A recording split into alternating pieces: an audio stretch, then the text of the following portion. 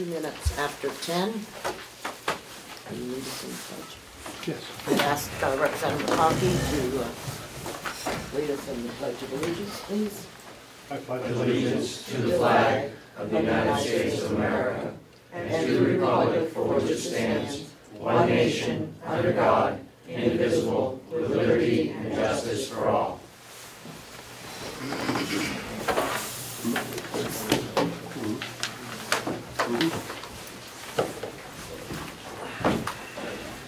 There's 2 more. Could I have a motion to approve the minutes of our last meeting? I will move that we approve the minutes of our last meeting. Do I have a second?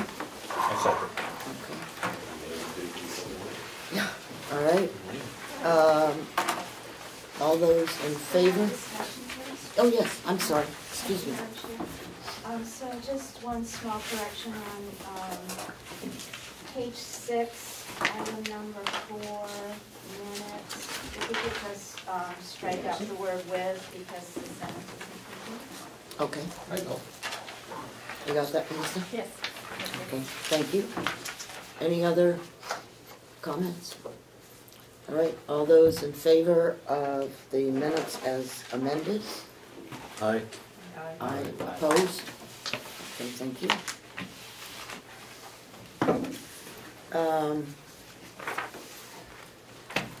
Next item on the agenda is the salary for the elected officials. I sent all of you the current salaries of the elected officials that we have in the county. And if we could look at Carroll on 216. And for those of you that don't have good eyes. I brought a magazine last. Yes, it is. Excuse me. Okay. In our county, we have historically had the salaries for the commissioners all the same, not based on whether or not they were held a specific job, although in some of the other places that was not true. Also, just so that everyone is aware, even though I was questioned by someone, the salary of Commissioner Babson, who is on a 4-year term, will remain at 11,332 if any adjustments are made to the other salaries. The treasurer right now is earning $5,557. The attorney is at $72,932. The sheriff is at $63,018, and the registry of deeds, or the registrar of deeds, is at $50,000. So, I would like to look at the treasurer, the attorney, the sheriff, and the register of deeds first, because I understand there may be some controversy as to what we set the commissioner's salary at for the next 2 years. Representative Cordelli? Thank you. If the motion is in order, I would move that the salaries for treasurer, attorney, sheriff, and registrar be held to the current level. I'll second. Okay. Is there any discussion? Representative Butler? Thank you. So other than the commissioners, the motion is to keep the salaries of all of these elected positions the same. And the reasoning behind that is what? Representative Cordelli, would you Sure. like to speak to your motion? Looking at, I had found a salary survey from 2013. This was just for the commissioners. But in looking at that, at least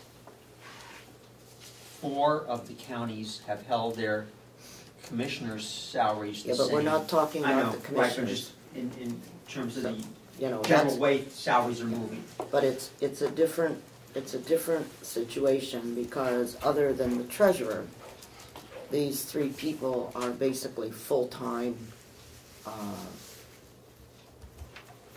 people. And the treasurer and the commissioners are part-time, although sometimes I'm sure they feel that they're full-time. But, so, what you're saying is that you're trying to apply what's happened with the commissioners to the other public officials. Right. And I would just mention that 2 counties have reduced salaries for commissioners since 2013. And I think that with the budget increase, and expenditure increase that we saw for 2016 that we voted for, I'm not ready to increase any other lines in the budget or salaries in the Okay. budget beyond what we already did. As you know, this takes effect 1 January of 17. Correct. Correct. Okay. Any other comments? Representative Butler? Thank you, Madam Chair, again. This is a strange process. We've had no, except for the registrar, I don't know if everybody got that request or not, but except for the registrar, there's been no request or comment from the commissioners or the administration or from the elected officials about what it is they would like to see, and yet, or any argument relative to making the salary. And yet, out of thin air, we are supposed to make a determination. That's correct. I'm uncomfortable. Because that's our responsibility. And I appreciate that, but I'm uncomfortable with the process. Obviously, we're going to do what we're going to do today, but it seems to me that in the future, if not in this process, there ought to be a way for a negotiation to be made and then brought forward, rather than what we're doing today. Yep, and guess what? I assumed that when the agenda was out and we announced it in our April meeting, that if one of the elected officials had a concern, they would have come Okay. forth, okay? I appreciate that. And the, as Representative Butler mentioned, the Register of Deeds did suggest that her salary be raised from $50,000 to $58,000. But other than that, I have not heard a peep. So I would have to assume that the treasurer, the attorney, and the sheriff are comfortable with their salary, and the Register of Deeds would appreciate a increase someplace between 50 and 58. That's all I know. Ed? Is it possible to divide the question?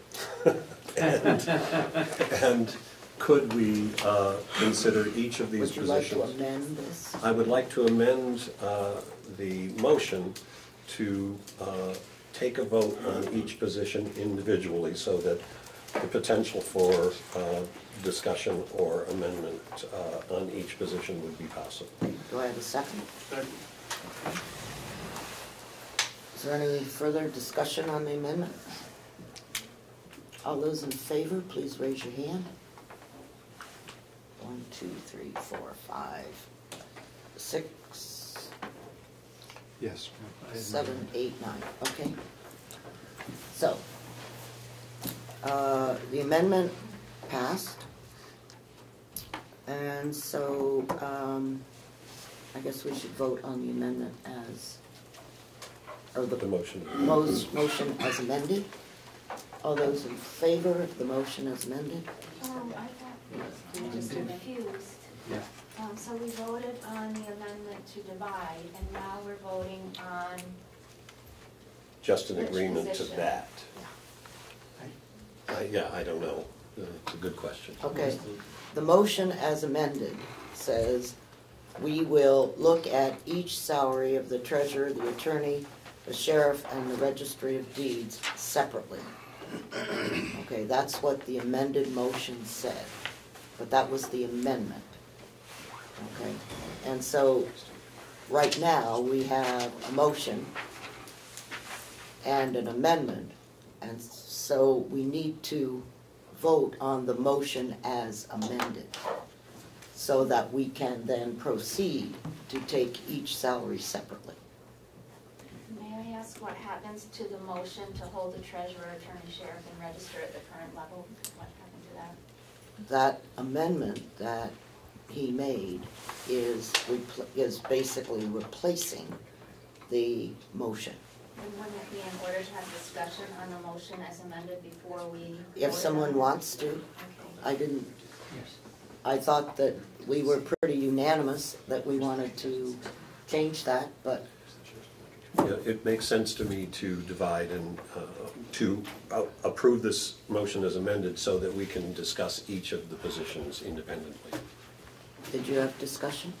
That's fine. Okay, thank you. All right, all those in favor of the motion as amended, please raise your hand. 1, 2, 3, 4, 5, 6, 7, 8 opposed. 2, okay. All right, so we will start with the treasurer. Could I have a motion on the treasurer's salary? I move. Go ahead. Go ahead. I move to keep the treasurer's salary at the current level, 5557. Okay, do I have a second? Second. All right. Discussion? Seeing none, all those in favor of the treasurer's salary remaining at 5557, please raise your hand. It's unanimous. Attorney? Can I have a motion on the attorney's salary? Move the current pay at, I don't have the full amount, I have $72,932. 932. 932. Okay. Second. All right, Time for question. you have, this is open for discussion. The attorney, sheriff, and register of deeds, do they get any type of performance audit through the year? The voters are their performance audit. I mean, that's, that's like us. Our performance audit is based on what the voters decide to do in the next election. And that's one of the reasons why we have elections every 2 years. Just didn't know if there was a process they had to. Representative Comeau? Thank you, Madam Chair. I believe that the performance audit does audit departments, so that may be a good judge of how the registrar is performing. Right. But we have not had a performance audit accomplished, other than on the financial thing. And we decided this year that we wouldn't pursue a performance audit. That was, part of our budget deliberations. So at this point, we wanted to concentrate this year on the forensic audit and see what comes out of that. So that's why we decided that we would wait on that. Just a quick follow-up.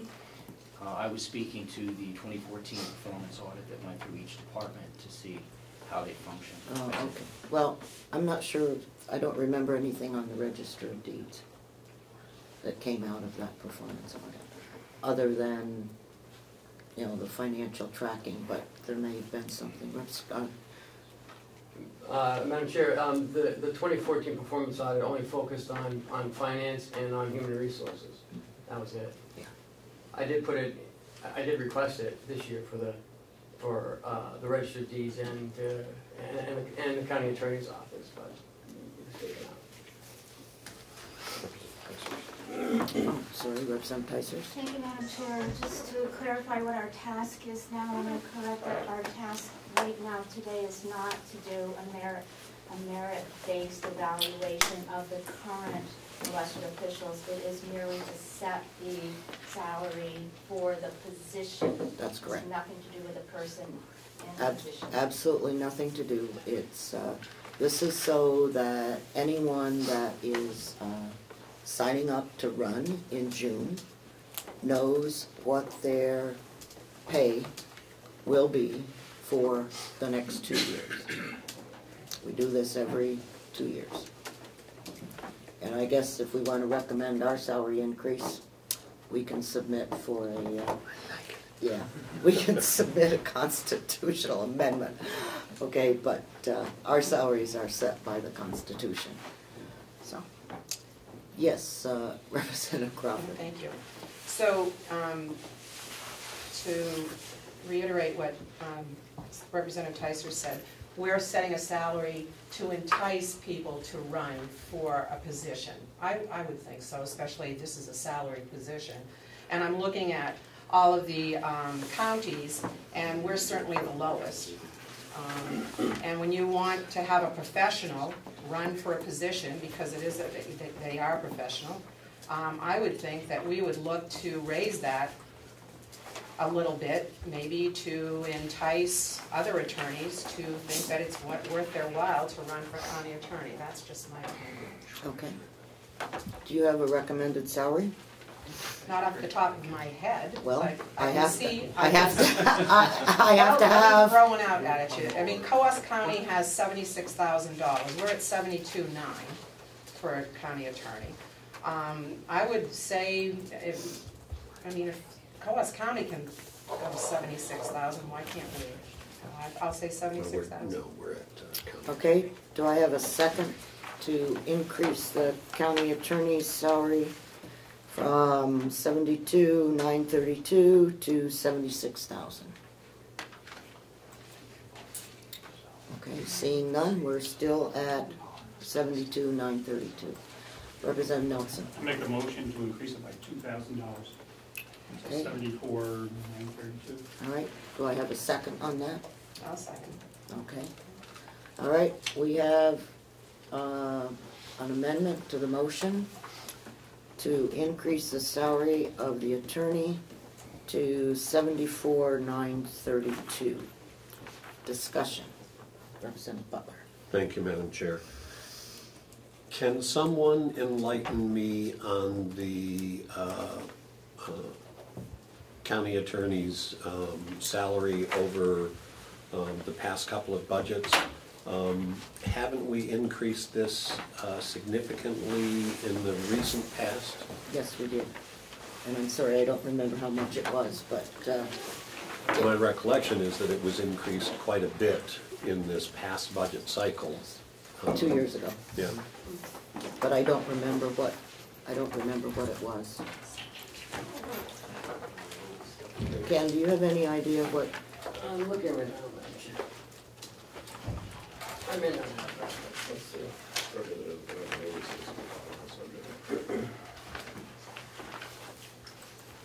But yes, I believe we increased it.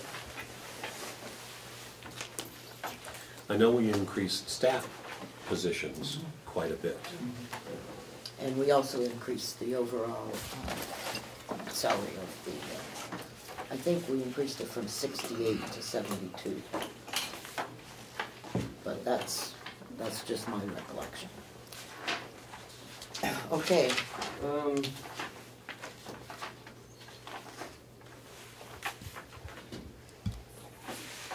In 2011, it was 70,000. 2013, it was 72,1. 2014 was 73,3, and then it dropped down to 72,9, and that's where it's been since 2015. That was useful, thank you. Thank you. Okay, I've got a motion on the floor. Did you want to say something? Any further discussion? Yes. If I could, I think serving is a calling, and we don't need to entice, number one. Number two, has the county attorney come forward and asked for a pay increase, or suggested it going forward? I don't believe so. Thank you. All right. Any further discussion? Seeing none. All those in favor of the county attorney's salary going to $74,932, please raise your hand. 1, 2, 3. Opposed? 1, 2, 3, 4, 5. Motion fails. That was The amendment. the amendment. I was voting on the amendment. The motion that is currently on the floor is the county attorney's salary at $72,932. Any further discussion? All those in favor, please raise your hand. Opposed? Unanimous. Thank you. Sheriff. The current sheriff's salary is $63,018. I will move that amount. Okay, Representative McConkey moves $63,018. Do I have a second? Second. Thank you. Discussion? Yes, Representative Butler. I'm wondering if the sheriff would like to make a comment. Stop. No, I'm not going to ask for any increase. That's totally leaving in your corner. Thank you. You know, the position is what it is, and I believe we're probably in the 50% category of the 10 counties, if I'm correct. Thank you. Any other comments, suggestions? Okay, seeing none. Motion on the floor is for the salary of the sheriff to be at $63,018. Madam Chair, can Yeah. I just have who seconded that? I'm sorry, I missed it. Lena, Thank you, Representative Lena. thank you. All those in favor, please raise your hand. 1, 2, 3, 4, 5, 6, 7, 8, 9. Opposed? 9-1. Okay, thank you. Registry of Deeds. Current salary is $50,000. Could I have a motion? Representative Butler? I will move $53,000 as the salary for the Register of Deeds. Okay, motion of 53, seconded by Representative Parker. Is there discussion? Representative Butler? In looking at the range of salaries throughout the counties, we are near the lowest, and we know that we have a demanding job in the registry, and I think an increase is reasonable. An increase of some sort is reasonable, and yet I don't think we can reach the degree that the registrar is asking. Is there any further discussion? Representative Evelyn? Just an observation, if we haven't increased anybody else, what would be the rationale to increase just one position out of the 4? If I could?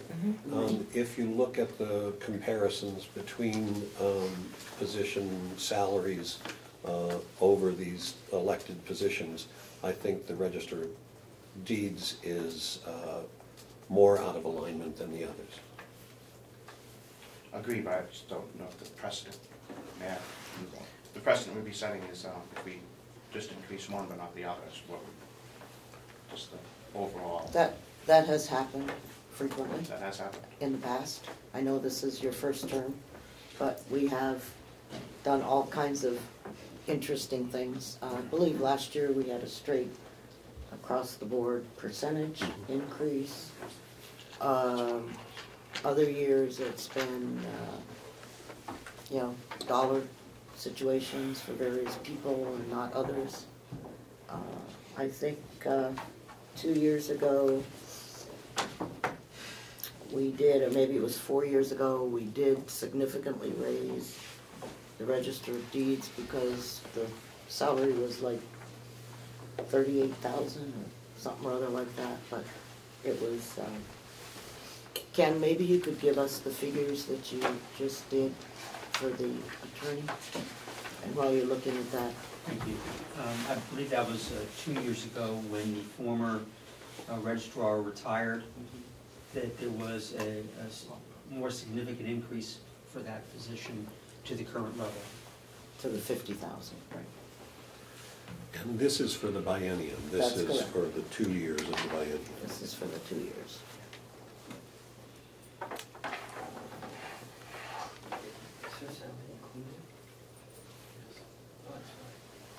Madam Chair, her salary is included with all the other staff, so. Okay. I don't know what it is.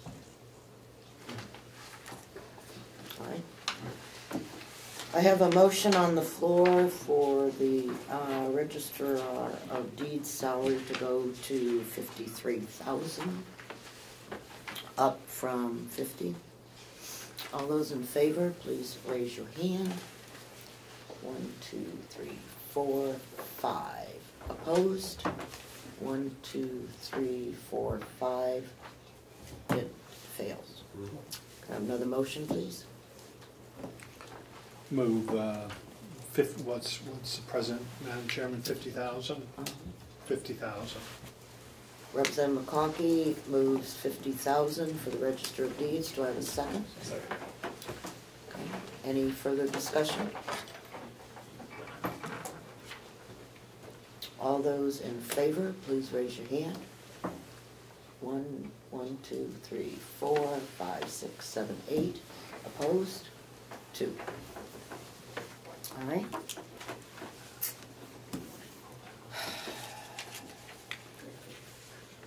Commissioner's salary is currently at $11,332, and we know that one of the commissioners will continue to receive that amount.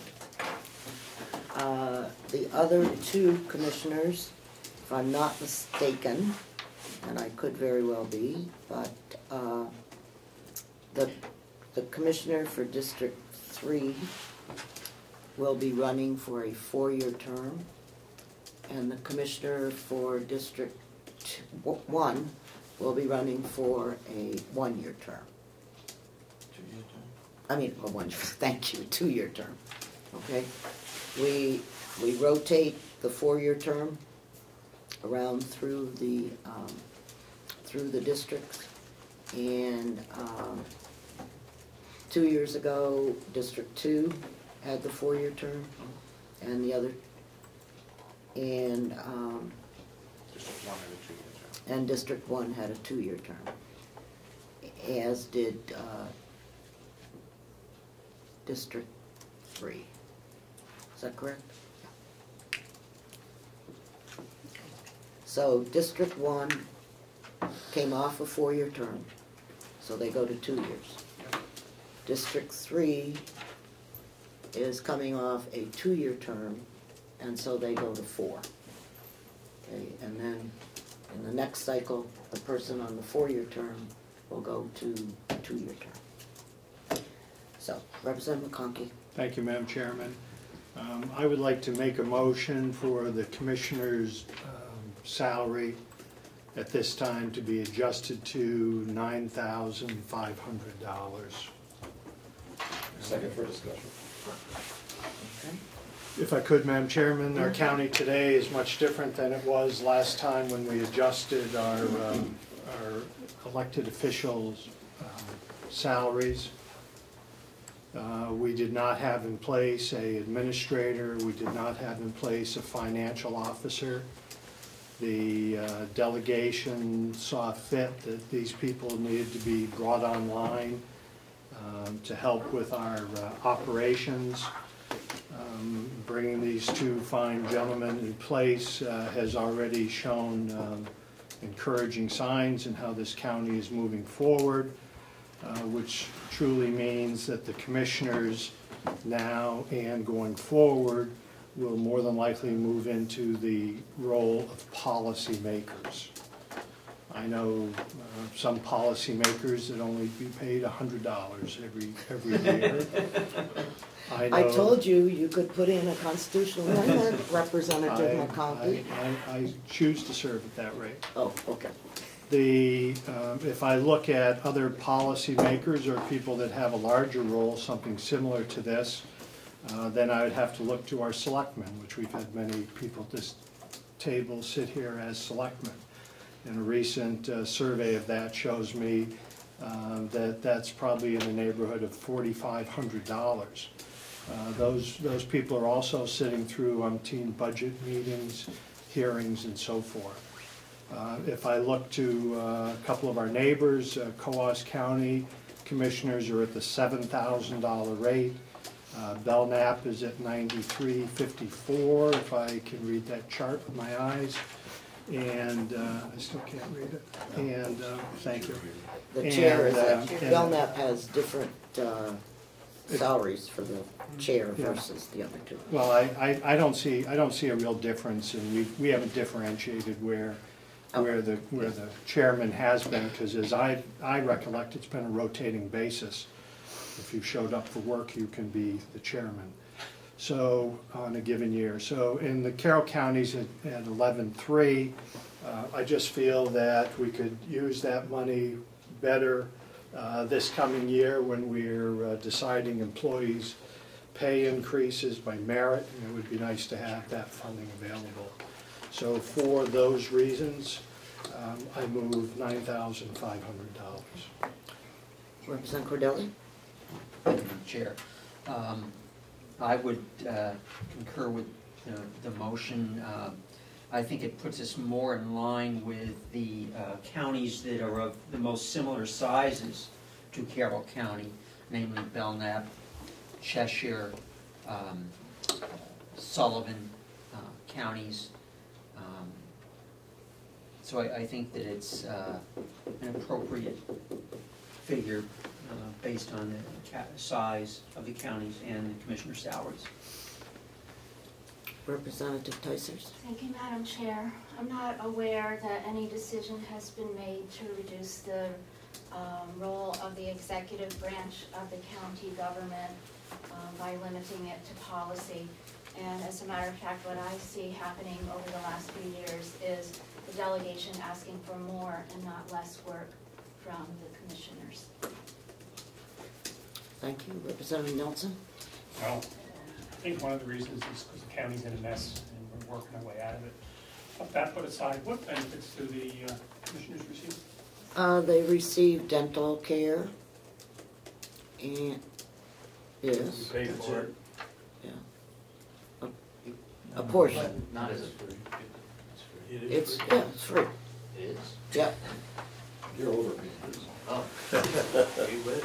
Do they also? And I just went to the dentist. They receive Yeah, dental. that's what I did. And you receive mileage driving back and forth, is that correct? Yes. If you take it. Do they have the right to Yeah, pay into if you their take it. retirement system? No. Elected officials. Okay. Okay, so they receive dental and they receive mileage. Any other, is there anything else that I'm not aware of? They bring us lunch if we have a long meeting. So that's the answer to your question, all right? Representative Butler? Thank you, Madam Chair. I'm against this motion.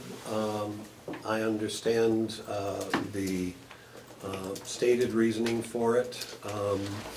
I do not think that the amount that we're paying our commissioners is out of line, and if you think of all that we have been through over the past few years, it has been an incredibly stressful and demanding time on the commissioners and on our new administrative team. Not to mention us. Not to mention us who are making $100 a year, I got that. But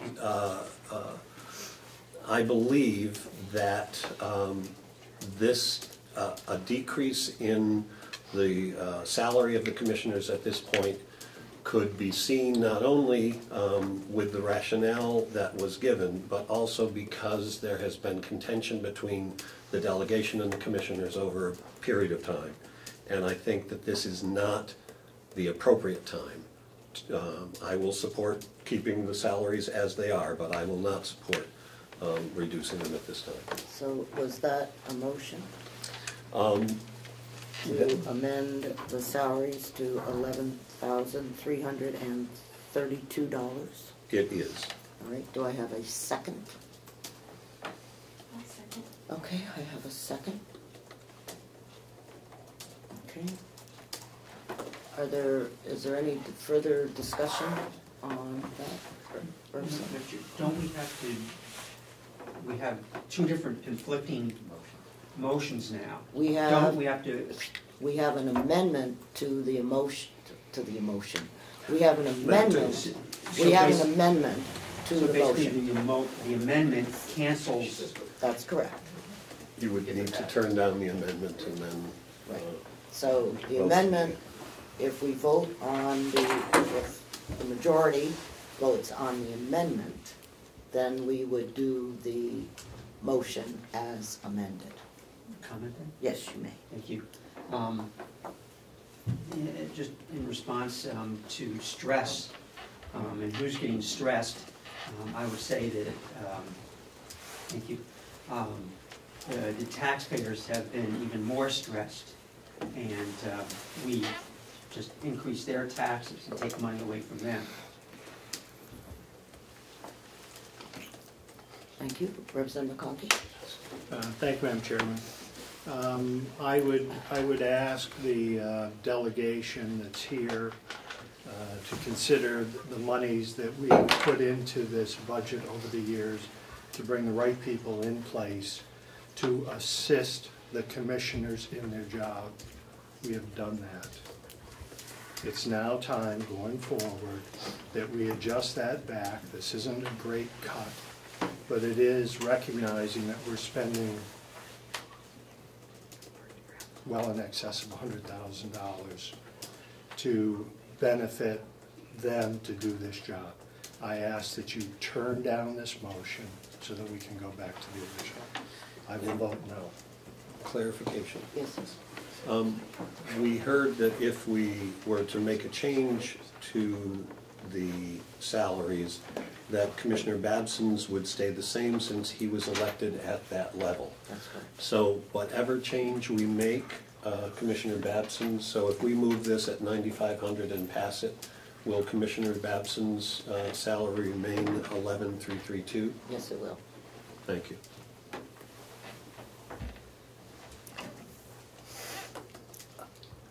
Just a parliamentary clarification, just because Certainly. it sounded a little confusing.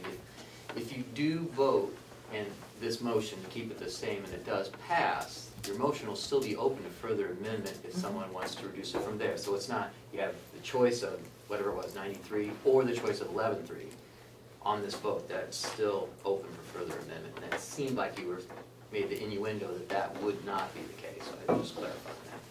Someone did, I'm not sure. We can keep going until we have a majority. So, okay. All right. If I could. Yes, you may. I would think that our time and their time is more than enough valuable. You either support it, or I would be surprised if there was an alternative motion. All those in favor of the amendment of $11,332 for the commissioner's salary, please raise your hand. 3. Opposed? 4, it was 4. Oh, it's 4? Okay.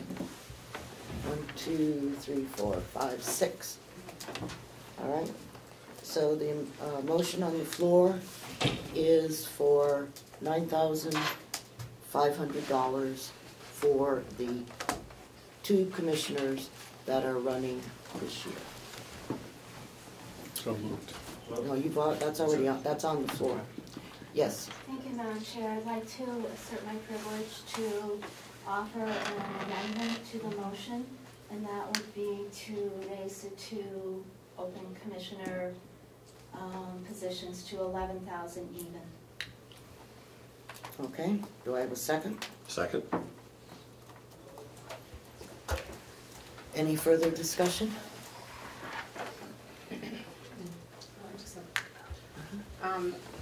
I was just surprised when I received this from you. I had no idea, to be honest with you, on what commissioners made around the state. I was only privy to what selectmen basically make and what the selectmen's duties are. And when we hired the 2 gentlemen, I really felt, sure, we probably should lower the commissioner's salary. That was always my thought, thinking that they didn't have to come to the office as many times a week. They wouldn't be here every day. Now they had, like we have in the town, they have an administrator to take care of the everyday duties of the county. And when I received this, I was actually surprised on what commissioners make all over the state. Made me think I'd probably run for commissioner, but I'm only kidding. I would never do that. No, I would never do that. But I think if the commissioners feel that they're still putting in as much time as they have in the past, and it's just having the administrator and the business financial person on board, if they're, I would like to ask them the question, are you spending as much time here as you did before, or are you finding that you've been alleviated with, some everyday duties, if I may? You may. Thank you. We're spending as much time as we did before. Okay, so you're here just about And every if day. it's up to me, if you make a decision based on me, I'm not running next year for the next term. No, I'm not thinking of people. So, But I appreciate that. So I would support the 11,000. I would rather keep it the same, but I would do that. Any other? Representative Avalini? Has there been increases through the years in commissioner salaries, and how are they carried forward? Last year we gave, I think, everybody an 8% increase. Is that right? Was it 3? I don't remember. I think, I'm not sure. I think it was the dollar amount, as I recall, No, was a it little was over a- $800. It was a percentage, and it was a little over 800. Yeah. Representative Chandler had made a motion that the elected officials get the same 3% that everybody else got. Which equated to a little over $800.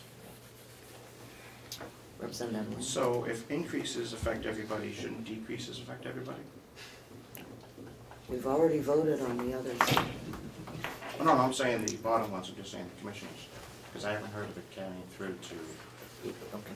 When Representative Babson ran, okay, all right, 2 years ago for a 4-year term, his salary for running was set at 11,332. And so since he is still on his term, that carries out. Okay? Now, when his term ends, and whatever salary we set 2 years from now, then the person running for that position would be running with that salary. okay, so we just have to make the adjustment next term. Thank you. But that's, that's, and so like, for example, in District 3, okay, if they're running at 95, okay, then that becomes, what the salary that they're running at. But if we decide to increase the salary in the meantime, you can't decrease it, is what you can't do. All right, so we have an amendment on the floor for 11,000 for the commissioner's salary. Was there any further discussion? Yes. My understanding that that position, the next time that election came up for that position, it would go down to the whatever new member we pick. All right, all those in favor of 11,000, please raise your hand. Opposed? 4 in favor, 6 opposed. Okay, How about 10-5? all right. How about we vote on the motion? How about you relax? I have, the motion on the floor is at $9,500, okay? Is there any further discussion on that? All those in favor, please raise your hand. 1, 2, 3, 4, 5, 6, opposed? 4. All right, the salary for the 2 commissioner people running will be $9,500. Okay, that takes care of the elected officials' salary. Okay. A review of the first quarter expenses. Chuck, do you have copies for everyone? Or does somebody? Does somebody want to yell at the administrator and tell him we're going over the numbers? Yeah, okay.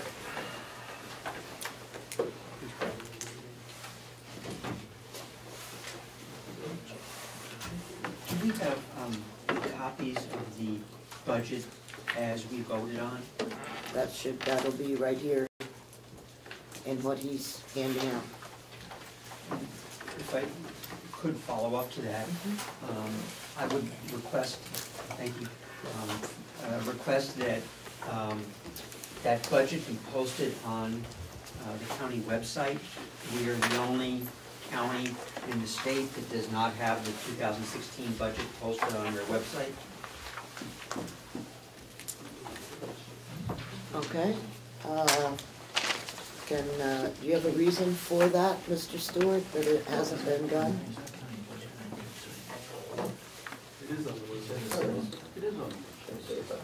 Under approved budgets, I see 2010 through 15, I believe it is. It's on the website. Do you want to run down and check? Is that what You don't have to do it now, you can check it later, but I checked last night. Gotta clear your cache. I just find that hard to believe. Is that it? Could we get some more copies? Do you have, we have one big and one small. Right, everybody should have a Revenue and What do you need? expense. Both? 1, 2, 3, 4.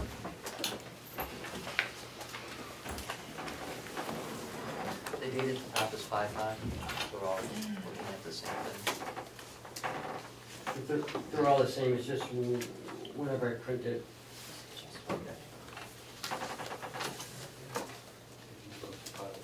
Oh, that's all, there were 6 copies. Does So- everybody need a copy? Yeah. Yeah, we need 4 more. Okay.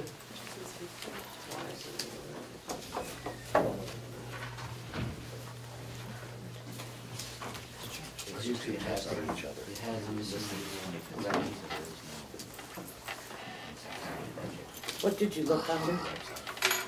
I put in Carroll Approved County, budget, Commissioner's Carroll office. County budget, And what'd you get? 2015, I think it's the last.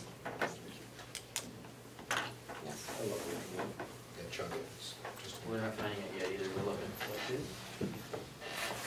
Under commissioners, and then Under Commissioner's office. Unless I So didn't- Commissioner's office, look at budgets. Yes. Correct. Under that website. Go to Commissioner's office on the website. Just go to commission.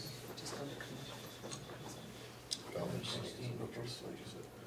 So it's in proposed, not in the budgets, that's why. Yeah, look at No, this. look at the current. Go look looking for the one that we. While we are waiting here, we are all looking at our cell phones, and Opposed? the approved budget says 2015. So, Correct. My state reps can't be wrong. Maybe. well, I mean, I'm just reading what it says. Did you see that on your? Okay. Unless it's hiding someplace else. Here's some other forms, We received the updated budgets in the email. Okay. I am sorry that everybody didn't get a copy of this.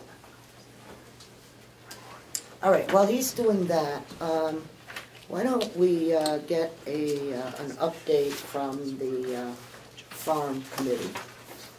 Representative Cordelli, do you want to discuss that, or is that Representative Conklin? I'm not. Yes, basically the Learning Center subcommittee. We aren't really dealing with the farm per se. And we had basically an organizational meeting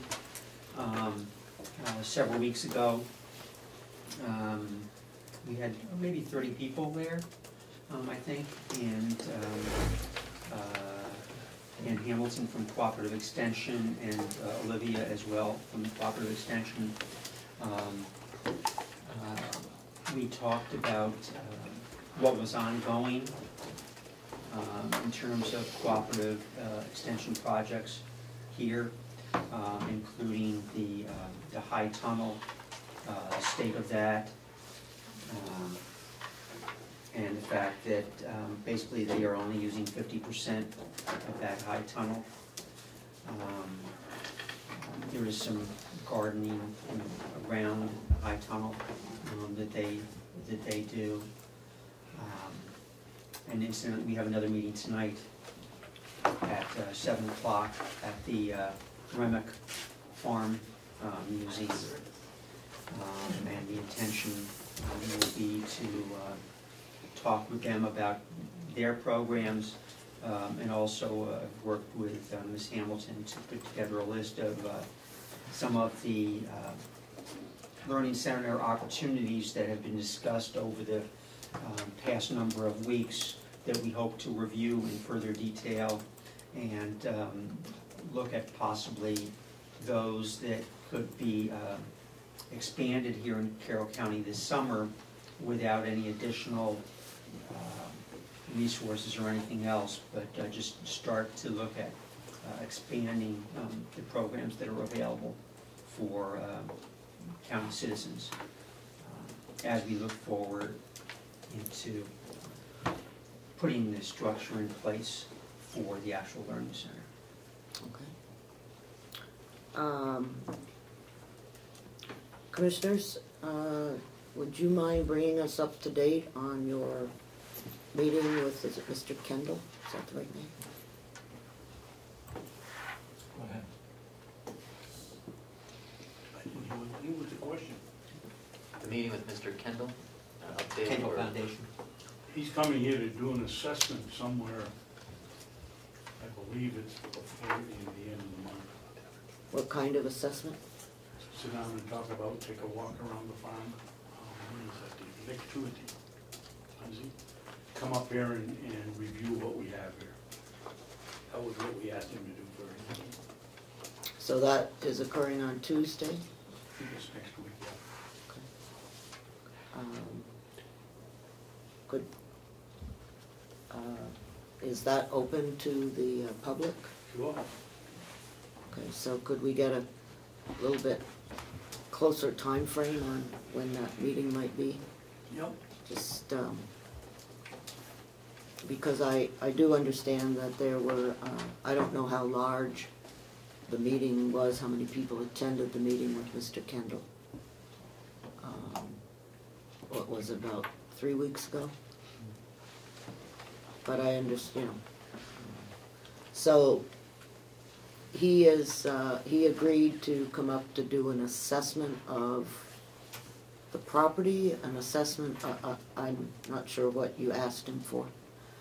I didn't talk to him, Madam Chairman, I'm just relaying what was told to me. He's coming up here to walk around, see what we have for possibilities, see what we're doing now, to get an overall look at what our agricultural business is here. Okay, so that, he spoke to the administrator, is that it? He spoke to Ken, yes. Okay, okay. Let's see, Cordelli? Yes, Madam Chair, just so you know, I also sent Mr. Kendall a copy of the presentation we made here to the delegation about the Learning Center, so that he was up to speed in terms of some of the other things that were ongoing at the complex.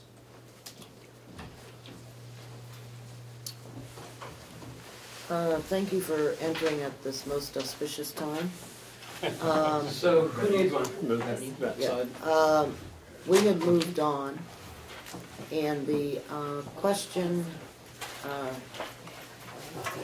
Ken, Ma'am? is that Commissioner Babson indicated you had talked to Mr. Kendall about coming up to do an assessment, Yes. but he didn't know when that was. Huh? Next week, isn't it? I think it's the 27th. No. 24th. Yeah, it's 24th 24th? at 10. At 10. Okay. And can I just answer the question about the website and not being able to get documents off of it? Well, yeah. let's finish up on Okay. we'll finish up on the farm, and Okay. then we'll go back to that. Okay, are there any other questions, comments? Yes, Redson. Thank you, Madam Chair. I understand that the commissioners also are putting together a committee to look at the farm and analyze its potential, or where you want to go with it. Is that correct? Correct. So, Madam Chair, my concern is a couple-fold. In the past, our function as a delegation has been to comment on the budget, to analyze the budget, to finalize the budget, and to work with the commissioners through the budgetary process. The Learning Center Subcommittee is programmatic.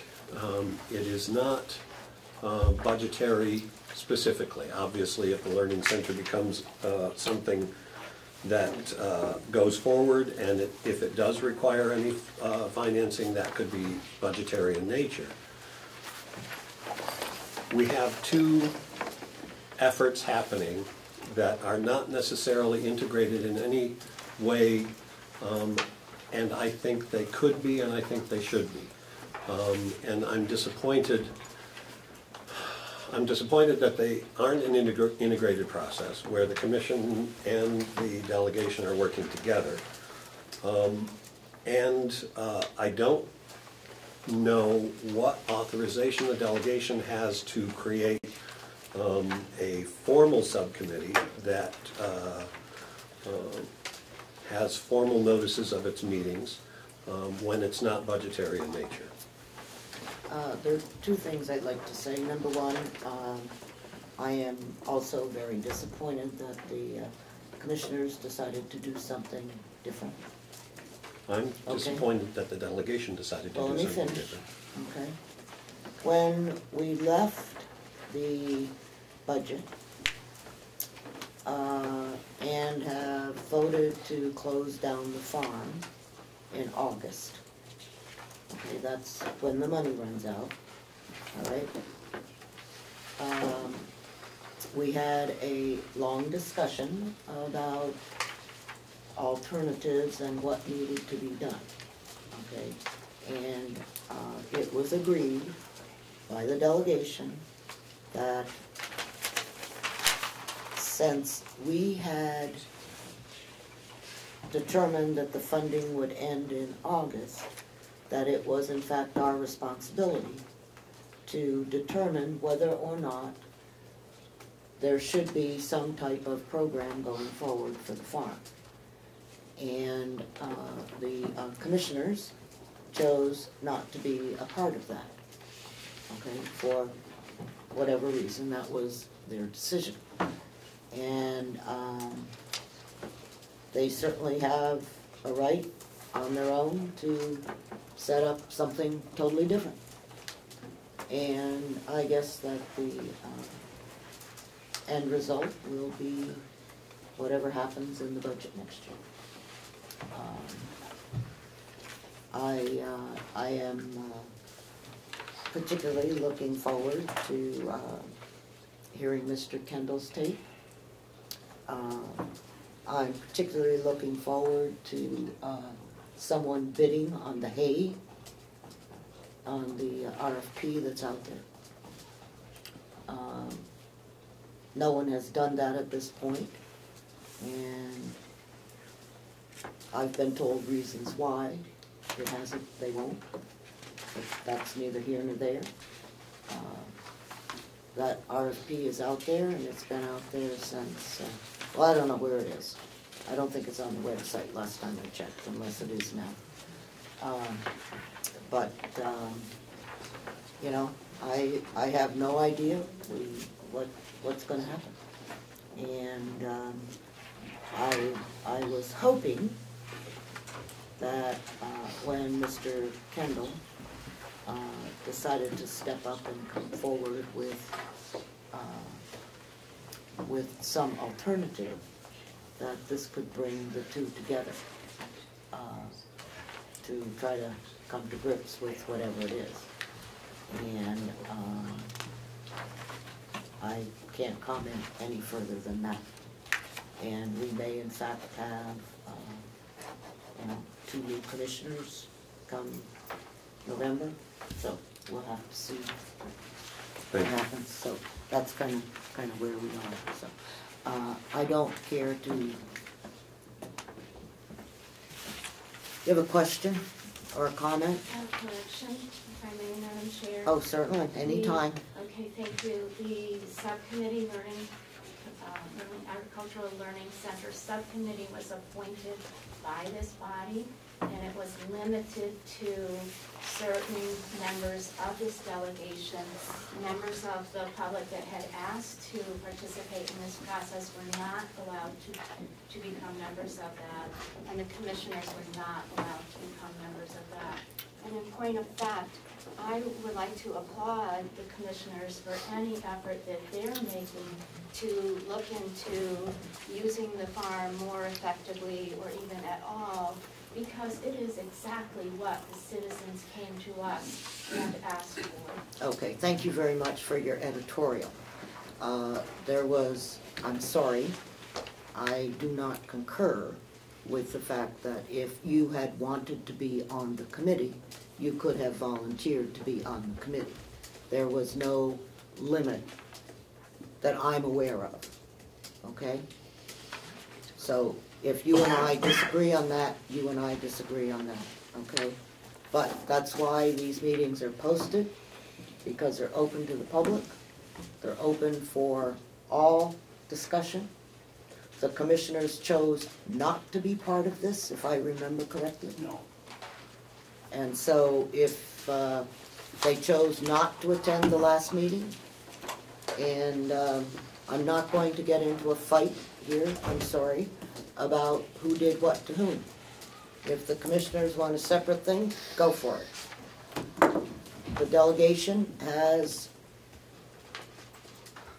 this committee set up. Everyone in the public is encouraged to attend the meetings, put their input in, and it's just like any other committee, whether it's when we have budget committee hearings or we have it, whatever. So, yes, Mr. Addison, Commissioner. Thank you, Madam Chairman. I'd like to make a statement. You can make any statement you want. we unequivocally were not asked to join the committee. We never said no, we wouldn't join. In fact, the chairman, Mr. Cordelli, came in here 2 weeks ago, and when we asked him about it, quote unquote, you will be included at some time in the future. Thank you. Okay, And that's on the table. whatever. I am not going to get it, no more discussion, okay? It's not worth it, because all we're doing is who shot John, I had a positive comment. and that's immaterial. Thank you for the positive comment. So, let's go back to the,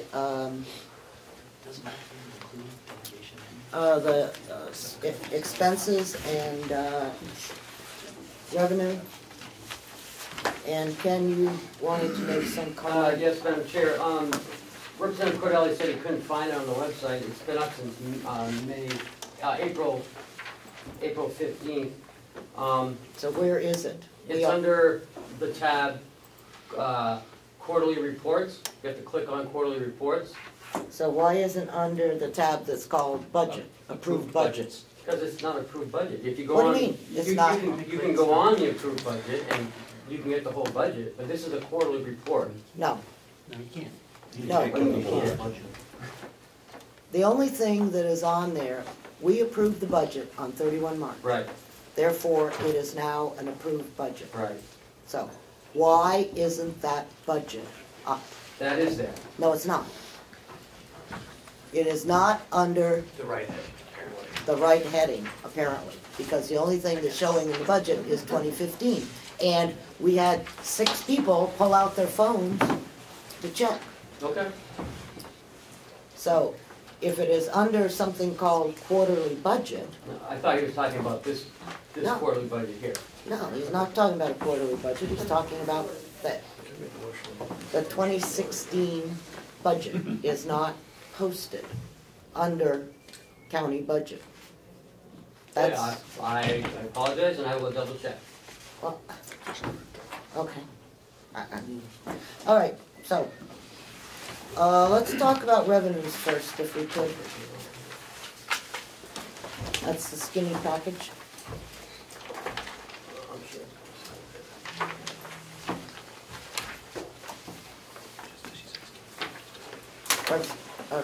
Commissioner Aldrin?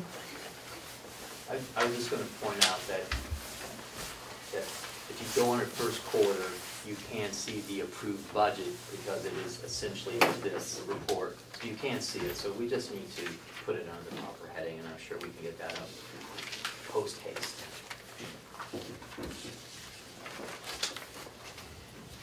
We shouldn't have. Okay, so who wants to talk about revenues? Mr. Stewart? Certainly. You have a revenue report in front of you. It is pretty much on target. I do not see any red flags in it. If you have any questions about it, I'll be happy to answer. Okay, so if I,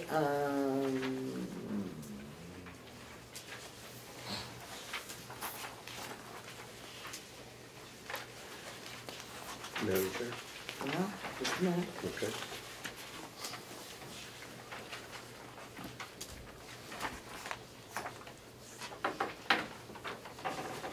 Go ahead. Commissioner Butler. Thank you, Madam Chair. On line 040 under jail income, I'm just wondering if that is something that is going to continue, or is it just something that has happened in the first quarter that we won't see those continued income lines? It's, it just says jail income. Projected was $6,000 and we've had 2,300 already.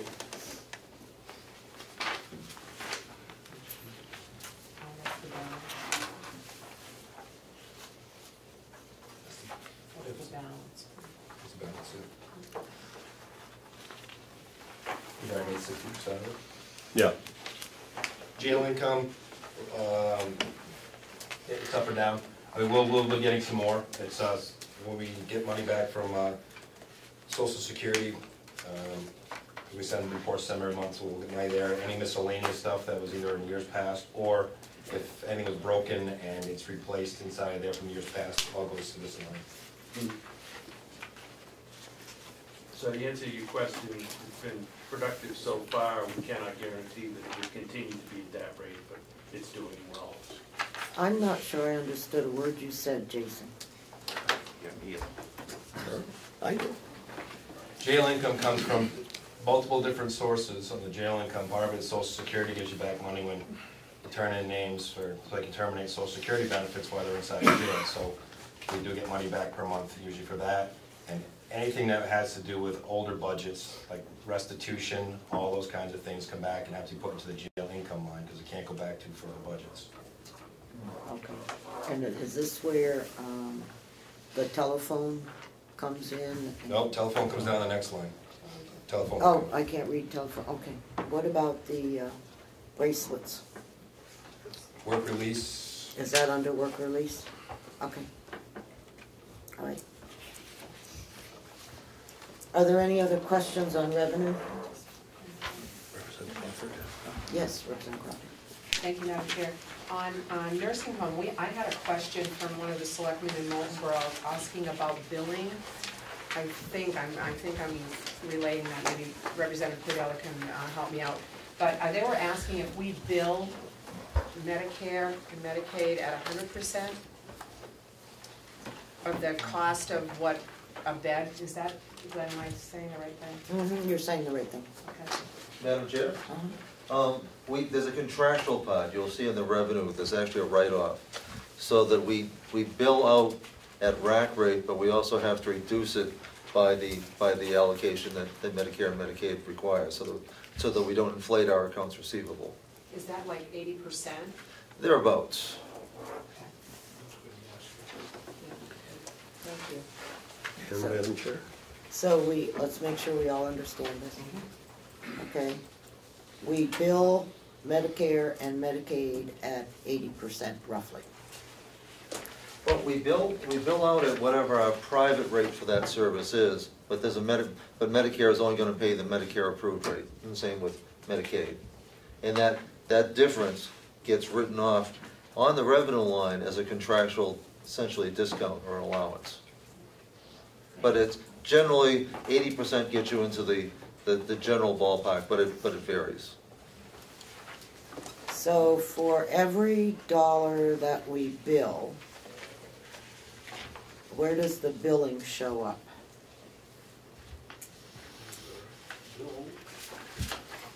On the Medicaid. Room and board?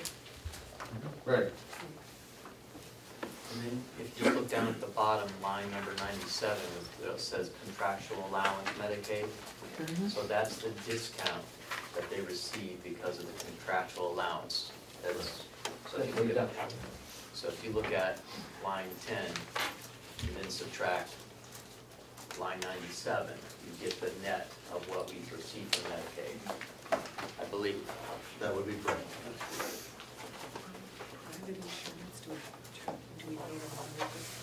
Yes, that's what he was. Wait, make sure everybody hears your question. I'm sorry, I asked him, I said, on private insurance, we bill them 100%. Correct. Yeah, thank you.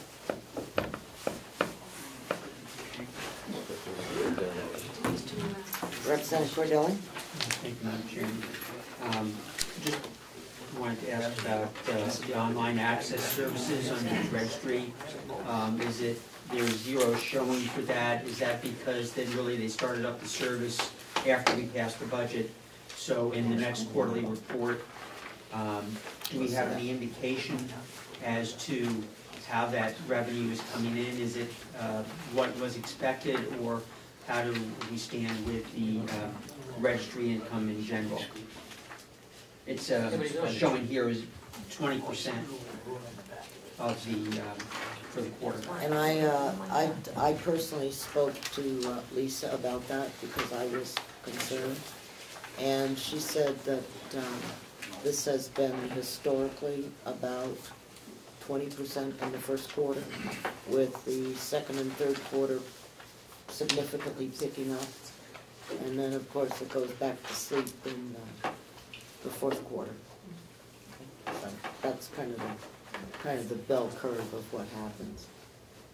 And I think that she told us a figure of, was it 11,000? That, you know, had already come in but wouldn't be booked until April. So I I think it's assume, more like 16,000. okay, whatever the figure Yeah. was. Mhm. But there will be probably some decreases in other areas because of the online service. Representative Crawford?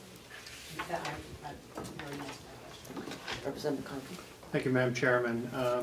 Under nursing home revenue, page 4, 22 and 24, looks like you're meeting most of your projections, but Part B under physical therapy is down, and occupational therapy, is that seasonal?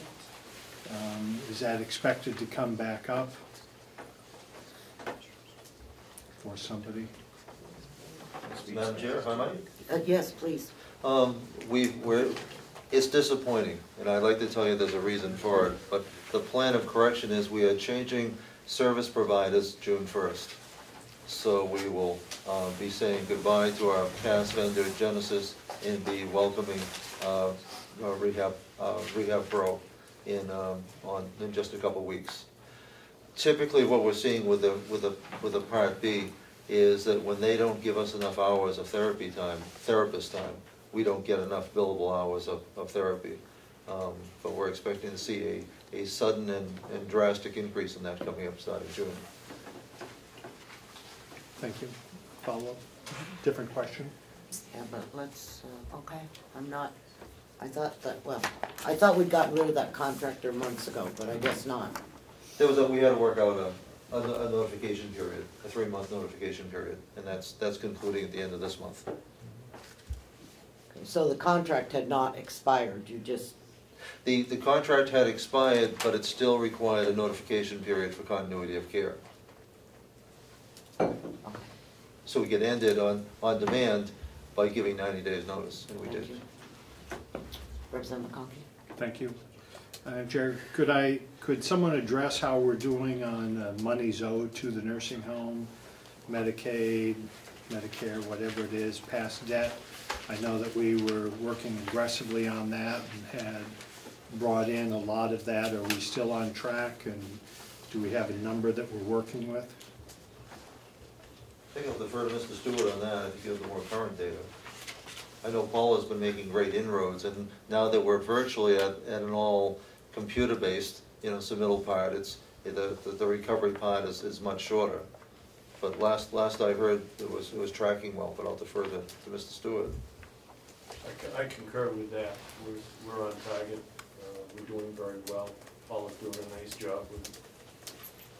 I don't see any problems cropping up. So we're showing our bad debt right now is 0? We haven't collected anything in the first quarter? Am I reading that correctly? Those lines aren't being used this year. So we don't know if we have bad debt or not? It's about 200,000 at the moment. Okay, where do I find that? That has been posted on there. Right. For 2015, it's about 200,000.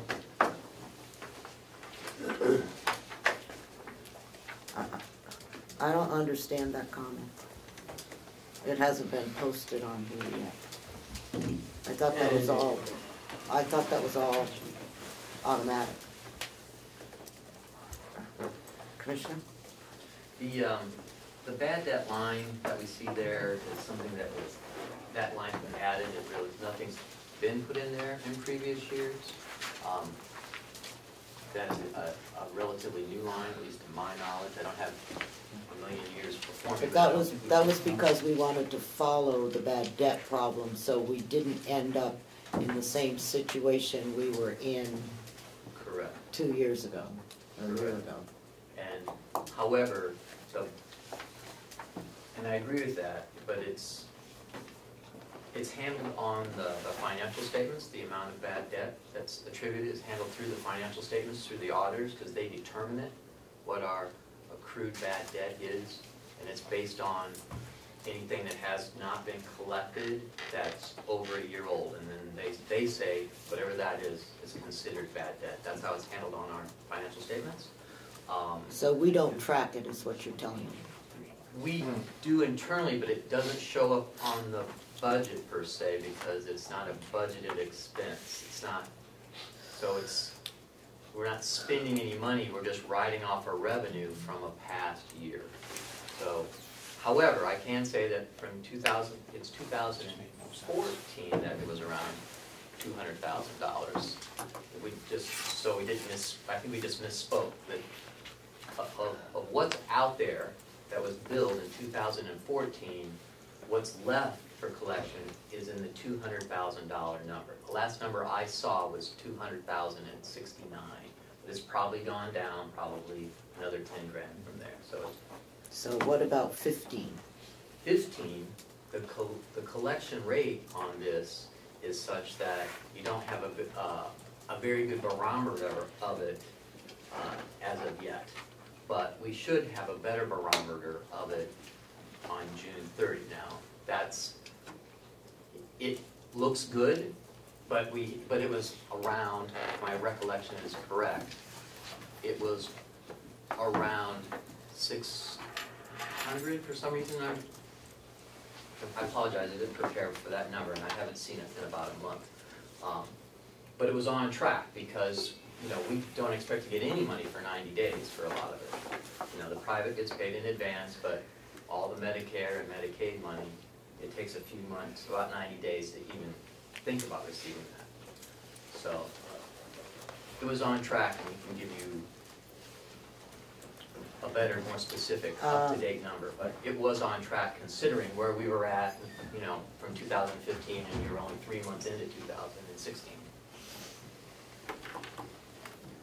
Okay. I would suggest that at our next update in July, 1st of August, that we get some sort of whatever on bad debt and where we stand, so that we don't end up in the kind of situation that we ended up with where it just got way out of hand. And I think that that's all that we're really asking for. So, Representative Lane. You covered it. Okay. Representative Gordon. Thank you, Madam Chair. Maybe this is a question for... Just ask your question. You ask the question through me. Thank you. Am I correct that the bad debt would be tracked through the nursing home accounts receivable system? I think that it would be shown in there, it could be tracked easily in there. Plus, I'm wondering if the system of metrics that the nursing home has put together as a response to our performance RFP, if that number is shown as part of their metrics that they produce and track on an ongoing basis. Mr. Chandler, would you like to answer that, or would one of the commissioners? I think there's a little confusion. Bad debt typically is going to be determined through discussion at the end of the year with the auditor. It's a part of accounts receivable. Essentially what you're saying is, of the amount of money that you're billing out, what part is not going to be recoverable? And there's a bit of art to that, not just science. We work hard at trying to minimize the portion of it that's going to be bad debt. And in some cases, I think how we're accounting for things is going to minimize. We're trying to take through the contractuals up front. If we know we're not going to get money ever, because that's what the Medicaid, Medicare rate is, we take a reduction to revenue up front through a contractual allowance, therefore minimizing the bad debt component. Is your car ready? I would need to work with Mr. Stewart, but I'm not sure if there's an acceptable accounting measure of being able to manage bad debt. We can report accounts receivable on a monthly basis. bad debt is something that the auditor is going to want to have to make a determination. Right now, the auditor makes a reasonable but maybe Okay, severe so here's determination what- of 1 year. I think the real question we're asking, Howard, is on your accounts receivable, what percentage of your accounts receivable are you in fact receiving? About 97.5. That's the question that was being asked. It's about 97.5. We run it at about $300,000 in bad debt per year, out of the 10.8 to 11.3 million dollars that we book in revenue. And That's so, about, and so the question is that on that 3%, what kind of focus are you placing on that? So that we don't run into the same situation we did 2 or 3 years ago. And that I think is the only question that's being asked. we're tracking it by seeing what is, we have a metric of that percentage that goes from what has not been collected from the year before. And that metric gets updated every month. And the last time I got that metric, it was on that track. I just apologize. That's fine. So, because that metric was part of 2015 was in that metric at that time. Because we go 6 months back and then we take a full year and see how much of that money we've collected. And that's the metric we're using. See what I mean? So when we go back 6 months, the last 3 months of 2015 are still in it. So when you ask the question, how much is uncollected from 2015, I just didn't have that number off the top of my head. I believed it was around $660 some odd $1,000. The only thing that we want is at our next quarterly meeting that we get some sort of indication as to where we are and how and what you're tracking, so that we don't end up with a surprise you should be able to pretty closely know how much bad debt the auditor is going to identify. Okay? Okay, so once again, So that's the metric we use. And it's Okay. updated every month. Just follow up. Representative McConkey? Thank you, Madam Chairman. Madam Chairman, if I wanted to be assured as a delegation member that I had that information coming in every quarter, how would we formalize that process, other than we just made a statement, next quarter we would like to have it? I as a delegation member, knowing that this could come and kick us in the fan, it has before, and I know that they're doing a good, responsible job keeping under control. Can they somewhere, I know it won't fit into the budget, but can they make that part of their presentation to this delegation so that we have track of that every meeting that we come to? Every quarter. Every quarter? Yeah. I think that's what they said they would do. Well, I just would like to formalize that to make sure that's what's Well, going to then, happen. did you want to make a motion? Is that Please. what you're after? Go ahead. Motion that the Commissioner's Office provide the delegation with a quarterly report. I'm not sure where the term would come, and I'd appreciate some help on bad debt and where they are with the matrix on the recovery. And it would be presented at our quarterly meeting to the delegation. So we just need to bring that report. Do I have a second? Representative Cordelli, is there any discussion? Is that something that is not a problem? I think I heard you say that It should not be a problem. it wasn't a problem. Howie reports to us on a monthly basis on those things. Quarterly. The AR, but to us, I mean, the AR is a new part of the metric, and that needs to be added to the report, but he has been notified of that, and all has to, so we should be seeing our first quarter. Representative Tyson? Thank you, Madam Chair. I really totally hate to bring this up, but I'm not sure that it's within our responsibility to make a motion ordering the commissioners to do that, but we could make a motion to request that they do that.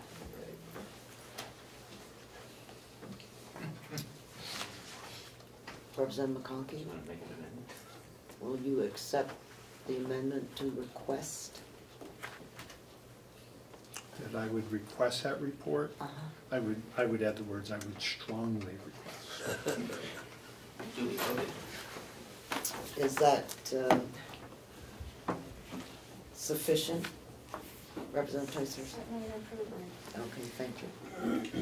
Discussion. Yes. Given the fact that bad debt or uncollectible revenue is part of the budget process, we should be made well aware of it at every turn, so we don't have a problem again. Because I'm pretty sure we requested this last year and this year. So asking for a request should be not, it should be part of the budget process. Well, you probably on the nursing home committee should have looked at bad debt. I don't know whether you did or not. We have not yet. I'm just saying, you know, that's part of that responsibility as well. Representative Comeau. Madam Chair, I mean, line items 9495 says bad debt. I know. So we should just use that line. Right, but it's zero. But we should use the number we were given somehow, so it's part of the budget. Okay, all those in favor of the motion to strongly request on a quarterly basis that the delegation be provided information dealing with bad debt, the metrics? Is that somehow like you said? Okay. All those in favor? Opposed? One? Because we didn't put pretty please in it, Madam Chair. Nine in favor, one opposed. Okay, Otherwise, I agree with Representative. all right. Any other questions on revenue? Okay, so first quarter, yes, The issue with the cafe meals problem's been resolved. I have no idea. Where does it show up in your revenue? I'm sorry. On line 053. Page 4, line item 53. Okay. Cafe meals. Says it's running at 19% for the first quarter. So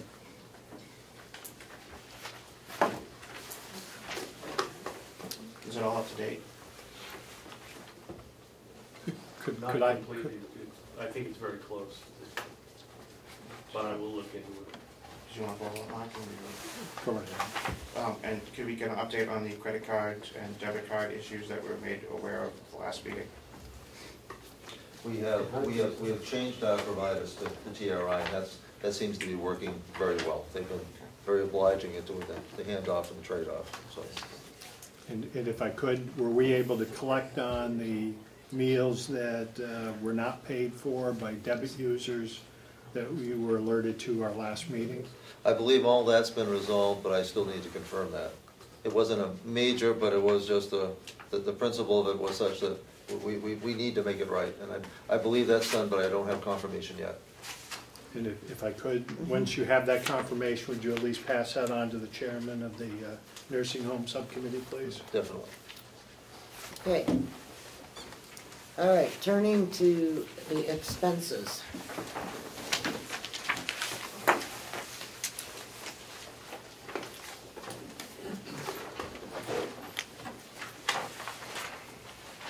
Ken, do you have any comments? I don't know. The only comments I would have, you may see some lines in there that look like they're overexpended. There's a reflection of the layoffs that we had and the payouts, so that will smooth out over the course of the year. Other than that, everything seems to be on track. Representative Go ahead.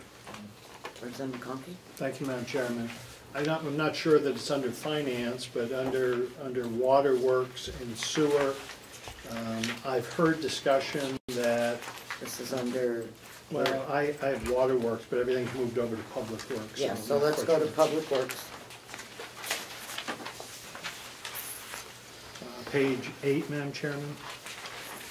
Okay, Salaries, I've heard from posted meetings that the county is obligated to have 2 certified water operators and 2 certified sewer operators. And I'd like a clarification on that, if that's true or not. That is not true.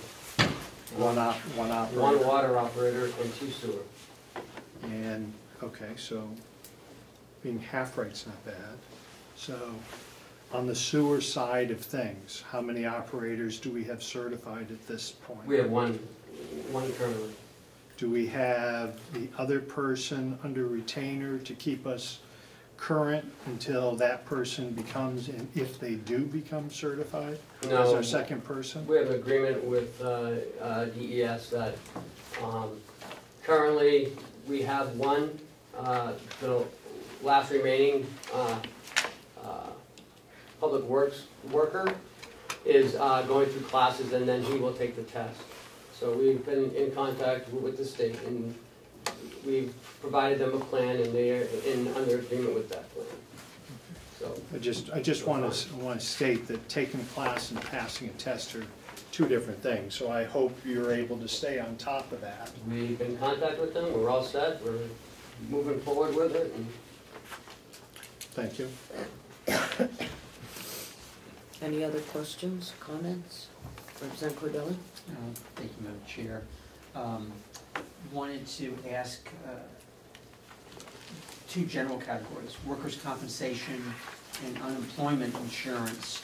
Okay, this is on page? They're throughout, I think, throughout the department line, but generally for all departments, they're running, workers' comp is running at approximately 38% and unemployment insurance at approximately 51%. Last year at this time, first quarter, all the departments were in the 25% range for both numbers. So I'm just wondering why the increases. Mr. Stewart? Both of those lines were consolidated into 2 areas, one in the Commissioner's office and one in the nursing home, and they are paid in a kind of lump sum fashion so that it doesn't correlate with the 25% that you saw last year. Where is that in the Commissioner's budget? no, it's not the Commissioners. It's under the 4102. I didn't think it was. Okay. It's under special fees and services? 14 and 15, and then under the nursing home, it's also 14 and 15. It's divided 50-50 between the 4102 line and the 5100 line.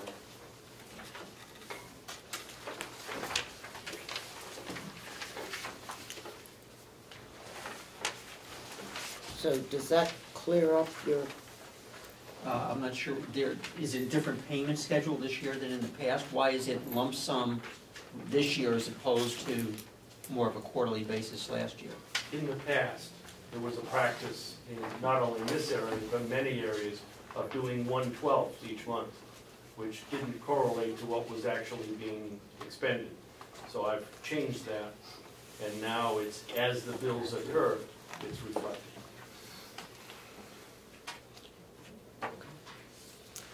Representative Avellini? Which I will say, I think workman's comp is billed quarterly.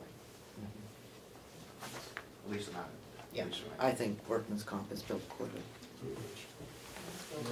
It's twice a year. Twice a year? Yeah. Oh, for Twice a year. That's why. We operate through a pool, so it's slightly different from what other people do. Are there any other further questions on the expenses? Representative Butler? Thank you. In the nursing home on physical therapy, salaries line 009, having expended the full 28,000. Sorry, page 18.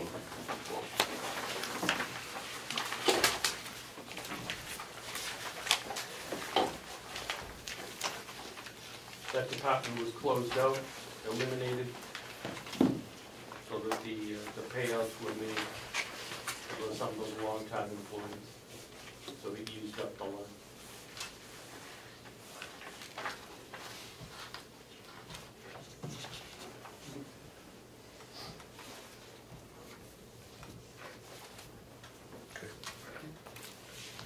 Representative Nelson? A follow-up on that, and that came exactly to the same amount of dollars that were on here?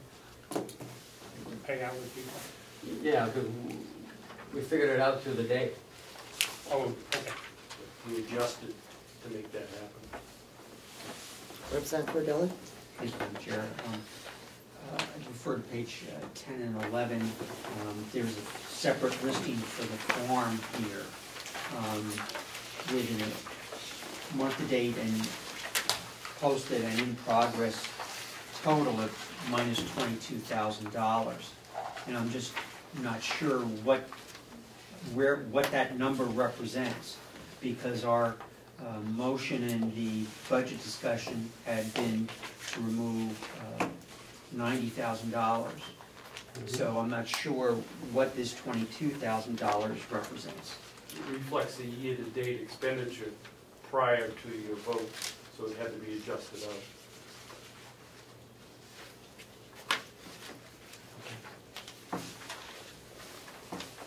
Thank you.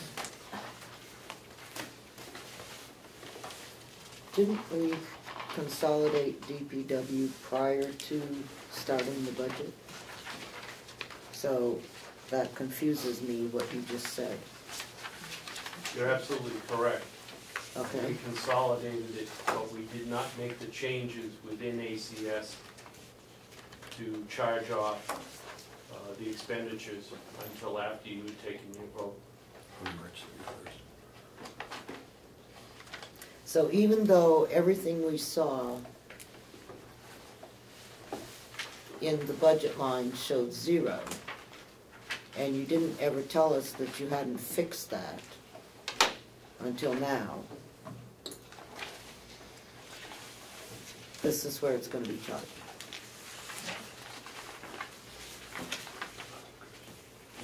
It's going to be charged under DPW. In the interim 3 months between January 1 and March 31st, before you had voted the budget, it was still being charged off under the old numbers, because there were a number of changes that would be made to the budget setup once you voted. Okay, so what is showing in the DPW budget has been reduced by this amount? Offset. Or No, it was moved over there. It's been moved over. so this money is also reflected in the DPW budget? As an expenditure. This is a negative expenditure. You see each of those lines has a negative sign behind it. That means it's a negative expenditure. So if I go to wherever they are, DPW, and I look at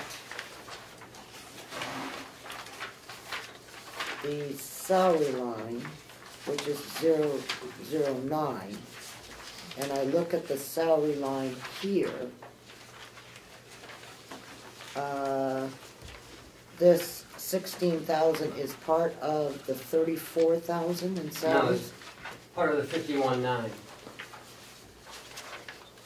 Okay, okay.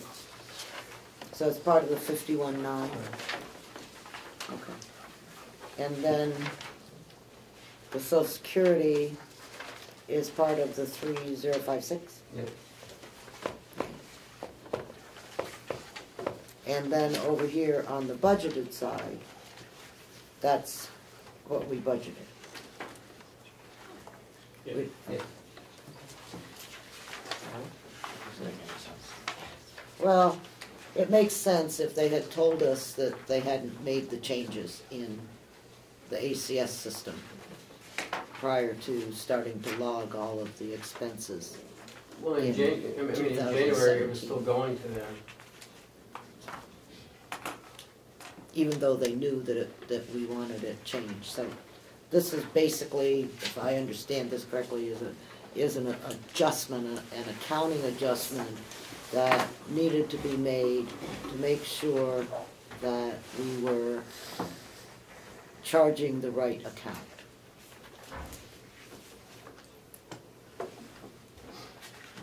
Representative Cordilli? Thank you. To follow up on that discussion, I'm looking at under the farm, page 10, dental insurance has a negative 137.10. But if you look at dental insurance under DPW, there's just a negative 79.98. That's all under the 4102, right? Yeah. All the dental insurance Okay, is so it's all consolidated up into, special fees and services or whatever. You know, it's just to confuse us, but we'll get it. We'll get it. Yes. I hope that was in jest, because I'm quite sure they're working very hard to help us understand and do what we have asked. You know, Susan, you're absolutely right. Thank you. Okay, some of us can take a joke, others of us can't, but that's all right. So, just so long as we understand where it needs, where we are, okay, and that's. It's a work in progress, Madam Chair. We've been going through it and, trying to get it right. I would hope it's right. Okay, is there any other, yes, Representative Cordelli. thank you, county auditors, which I think is under the special fees on page Yep. 2. Madam Chair, could I ask a question at DPW before we move on? So does that also reflect on page 3 under waterworks, there's a $33 telephone expense, so that's actually charged to DPW. And on page 9, under sewer, there's a $51 electrical charge, that would also be the same as what you're discussing for the farm. Thank you. Thank you. There's nothing yet charged for the quarter to county auditors, but it's my understanding they started work in March. Is that based on the payment schedule that was worked out with them in the contractual agreement, that there was no payment to them in the first quarter, but there have been since? Correct. Okay, any other? All right, thank you very much. Got through that. Okay, the next thing is the forensic audit update as to where we are and what's going on with that. We're on number 6. We've had extended discussions with the current auditors about the forensic audit. They have indicated that some of the items on the list will be wrapped into the 2015 audit, and they will come back with their suggestion for how to structure and handle the rest of the items on the list. And I expect that response within the next couple of weeks. And then as part of your next meeting in July or August, they will be present to make a presentation on both the forensic audit discussion and on the 2015 audit as well. I believe that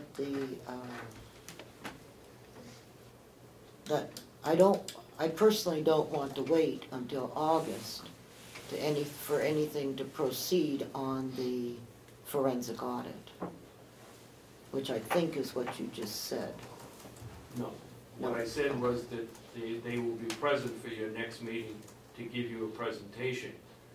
I expect a response from them with information on their suggestions for the forensic audit to come within the next 2 weeks. And so, once I have that information, I certainly will share that with you. okay, but will the RFP or however you're going to handle that be ready to go? Depending on what they come back with, yes, we will structure an RFP if that's appropriate. Okay, but it may not have to be an RFP as long as it's a separate organization within their accounting firm that handles forensic audits. I don't know what exactly their structure is, but I would suspect that it would be a collaboration between this auditing team and their forensic team. Yes. All I think that we need I think that I'm speaking for at least the majority of the delegation, is that we want the forensic audit to proceed prior to our August meeting. Depending on what their response is, it is my intent to make that happen. Okay. Representative Cordelli? Thank you, Madam Chair. 2 points. I'm concerned about the statement, depending on their suggestions. That is not the, as I view it, the motion and the will of the delegation per last fall when we allocated the money. So I have great concern about that, Okay, as well as... Just a moment, just a moment.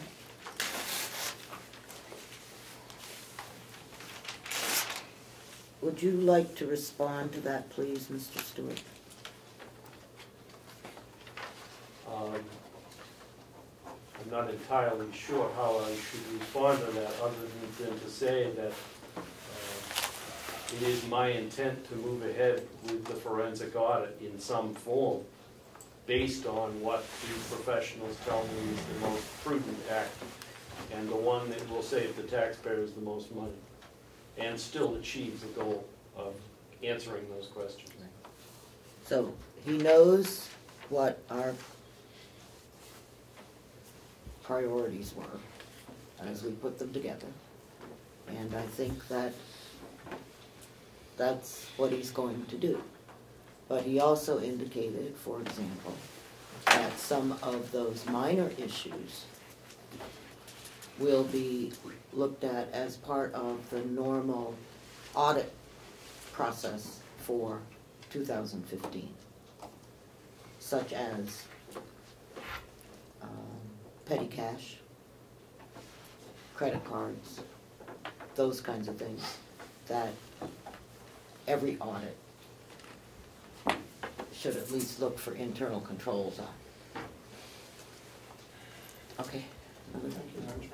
When would the completion of the forensic audit anticipated to be done? I don't think we can answer, I don't think they can answer that because we haven't gotten that far. Okay?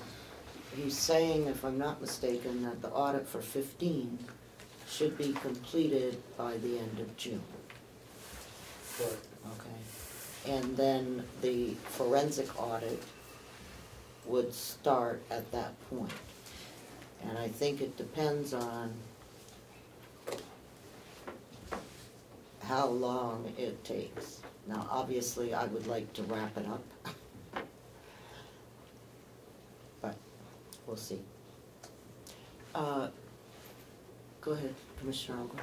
Thank you. Well, I just wanted to comment that I believe we also do anticipate some clarification about the nursing home bond will be part of this audit, because we've talked to them about the presentation of that. So that's not just a minor thing, that's a pretty big and important thing. So we should be seeing some clarification in the presentation of that as well, which I think is a big piece that's revolving in everyone's mind to kind of the, some, I don't know, maybe some rhetoric in the newspaper or whatever about, you know, the missing cash versus just not enough cash. So I do believe, I believe I'm correct, if we do anticipate some clarification on the bond as part of that presentation of the audit, that we'll all be able to see that. On the, are you suggesting he's looking at that in the 15 audit? Yes, but, and they will also go back, I mean, so that the presentation of that will be easier to read, we'll be able to understand it. That's our understanding, that they're going to make that effort. They also made a concerted effort to do a more specific analyzation of the credit cards than they might normally do. We asked them to do that, as I recall. So we gave them a couple specific things to kind of ease our minds about some of the things that are on the forensic audit that they were willing to do as part of the RFP they agreed to. So that's what we're trying to, but I just wanted to point out that there were some big things that are going to come up by the end of June too, and maybe by the end of, maybe even sooner, if they're done. All right, any other comments on the forensic audit? Yes? Thank you, Chair. It would be my strong opinion that when we are ready to proceed with the forensic audit, that a separate RFP has to be done and not merely handed over to the current financial auditor as part of their work, even if they have a separate division or whatever. It's a whole new service. Cordelli, Yeah. that is an option that the commissioners have if you are, okay? So that's their option. Right, and I'm just saying my opinion. And we thank you for your opinion, but that's exactly what it is. And, you know, my concern is that it is not the same group of auditors. It needs to be a separate group. Okay, a separate function within the audit firm. Okay, but that's a call that the commissioners will make. Representative Evelyn. Does the current auditing firm conduct forensic audits? Yes. And they're done under a separate? I don't know. They didn't know. That we asked that question. I didn't know. Separate? They didn't know. They have separate forensic auditing teams that I believe, from my past experience with this firm, that they assemble for a specific project, taking people from the regular auditing teams who are specialists in the particular area that they need. Settle some of these matters.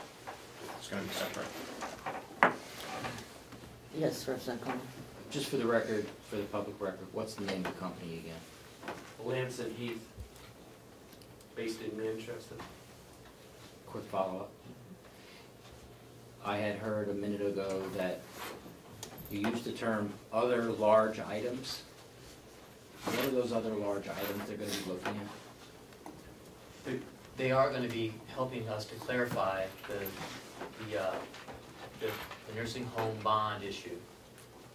They are looking at that as part of the 2015 audit, and that will be part of the 2015 audit. They will clarify what the balances are, what the transactions were. That's going to be part of it, which was, I think, in most people's opinion, a rather large point of interest about that issue. Was where is the bond money, what is the balance, how much did we spend, and have some clarification on that. You had said other large items other than bond, and I just wondered what you meant by that. Well, if I said that, I apologize. I might have misspoke, but the other large, I guess the other larger item would be the consideration of the intense look at the credit card transactions that were done during the course of the year. We asked them to spend a specific emphasis on that over what they might ordinarily do in their normal audit process. Make that an area of concentration. Another quick follow-up. Would one of the large items also be the dental issue? The dental premium issue? Is that one of the large items? Well, there was a list that we looked at. yeah, we consulted with them a couple months ago. So as far as the dental specifically, I don't know if that is how far back they're going. In 2015, I believe we have gone through almost all of that ourselves. Go ahead. For the I dental. don't think the dental issue remains a major issue. Yeah, that's been I didn't hear you. I said, what I was saying was, in 2015, at the discovery of some of those inconsistencies, we made the proper adjustments within house, and any arrears that we could recover from 2015, I think, happened. So going forward, those things have been systematically taken care of. Our HR goes over it, and then payroll double checks it and ties out and so on. Okay, let's, all right. This is on number 7, which is the audit. I'll mention them all then, I have a list. Okay, so, because we wanted to know where we stood on the forensic audit, and we wanted to know where we stood on the regular audit for 15. Okay, and so we're straying off the topic of forensic audit. Okay, so that's, if we're going to do the forensic audit, if you're finished with that, or if you have a question specifically on the forensic audit, and not a detailed question about what's going on in there, because we don't know that yet, other than the fact that we had given them some things. They have not gotten all that together yet. Okay. Madam Chair, I assume that the only way to find out what was expended from 1998 to the present improperly, only a forensic audit's going to show that. That's correct. And I had asked, is that one of the items that the forensics is going to look at? Well, that was not one of the items that we turned in. Yes, We talked about bond payments. We talked about, I don't know what else was on the list. But we didn't specifically say anything about 98 to 2000, whatever. We talked about various specific things in there, such as the, how we spent the bond. Okay. Madam Chairman, could we ask that, they haven't gone to RFP on this, but they're definitely working to this, and they're having those discussions. Could the gentleman release to us what they're working on at this point? I understand that we had a list. I don't know what's happening, and They don't either. maybe we need to just have another look. Here's what he just said. What he told us, if you listen carefully, is that the 15 audit that is ongoing, which is item number 8, okay? In the 15 audit, they requested that they look at credit cards and they look at the bond payments, the bond, right, nursing home bond, to see how that went. Okay, those were the only 2 items that were in the forensic audit that are going to be part of the 15 audit. Am I correct? I think she's correct. Either yes or no? You're pretty close. Okay. All right, so those 2 things primarily will be part of the 15 audit. And he said that we would be briefed on that at our meeting in August. Okay, as part of the 15 audit.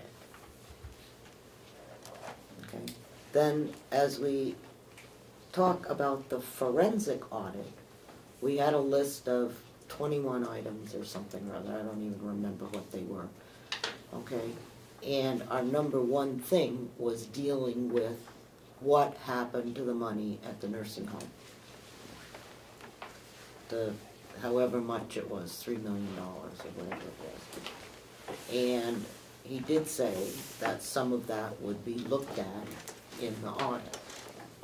Now, whether or not that will satisfy the curiosity of some of the people, and I assume that once the audit has been returned to them, that it will be shared with all of us, so that we don't come into the meeting in August with no clue as to what went on, so that we can look intelligent as opposed to unintelligent, and that we will, at that point in time, hopefully, the RFP, if that's what the commissioners decide is how they're going to handle it, or the letter of agreement, or whatever they happen to choose, then that should be signed, sealed, and delivered by our August meeting.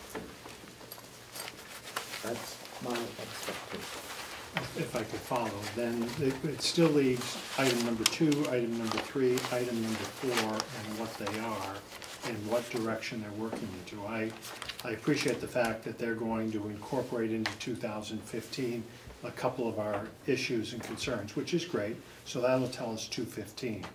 What my concern is, we were looking for going back And I would like to be able to see the list of what it is they're requesting when the discussion becomes appropriate for the forensic audit. And what 16 items were walked over and what those were or will not be taken into account. They should be able to provide that information. That's all I'm looking for, Madam Chairman. Representative Parker? Thank you, Madam Chairman. Just a clarification, the items like the credit card accounts and petty cash, are they just going to look at the 2015 budget cycle, or are they going to go back beyond that? I just want to clarify that. I would assume that they would look at the 15. Okay, because that's what they've been charged to do, is do the 15 audit. And if we think that there's problems in the past, then that's part of the forensic audit. Okay. Okay? It may not be, in my opinion, the #1 issue that we have. No, It's because it's a very small dollar value. I was just looking for a time frame. But I don't know what they charged the auditor with. I haven't seen the audit letter request. Thank you for your help. Representative Cordelli? Thank you. Following up to your comment, I'm not sure if I saw anything in the RFP for the 2015 audit that related to looking at the nursing home bond payments. I just want to make sure that that's incorporated into the flat fee response and agreement that they signed with Melanson Heath, and that we don't run into a situation like we had with the previous auditor where we signed an agreement that we were being charged on an unknown hourly rate by the former auditors. We don't need to go back in the past. The question is this part of the payment or the agreed to amount Yes. for the audit? And the Yes, answer we is had- yes. We had a pre-meeting the first day they came in, and we just mentioned to them, as part and parcel, here's this list of the other things that we're looking for toward the forensic audit. Can you please structure your audit such that if there is an ensuing forensic audit that would take place, that some of that work has already been done, but also incorporated within what you're doing, can you please report on the bond issue? That was one of the things, and so they're very clear that, and they agreed that that was part of the standard fee, that would be incorporated in it. And then once we get the audit, then the remaining questions, those are the items that we have to engage, either them or send out an RFP. I can't help it that these people are walking about the damn things. I'm just saying. Yeah. Oh, that's all I'm saying. I'm not in disagreement with Madam Chairman. Okay. Any other questions, comments? All right. The regular audit. Does anyone have anything that they need to bring up about the audit? The 15 audit. The normal The normal audit, yes. And we're anticipating that that will be done sometime in June, is that correct? Correct. All right, thank you. All right, other business.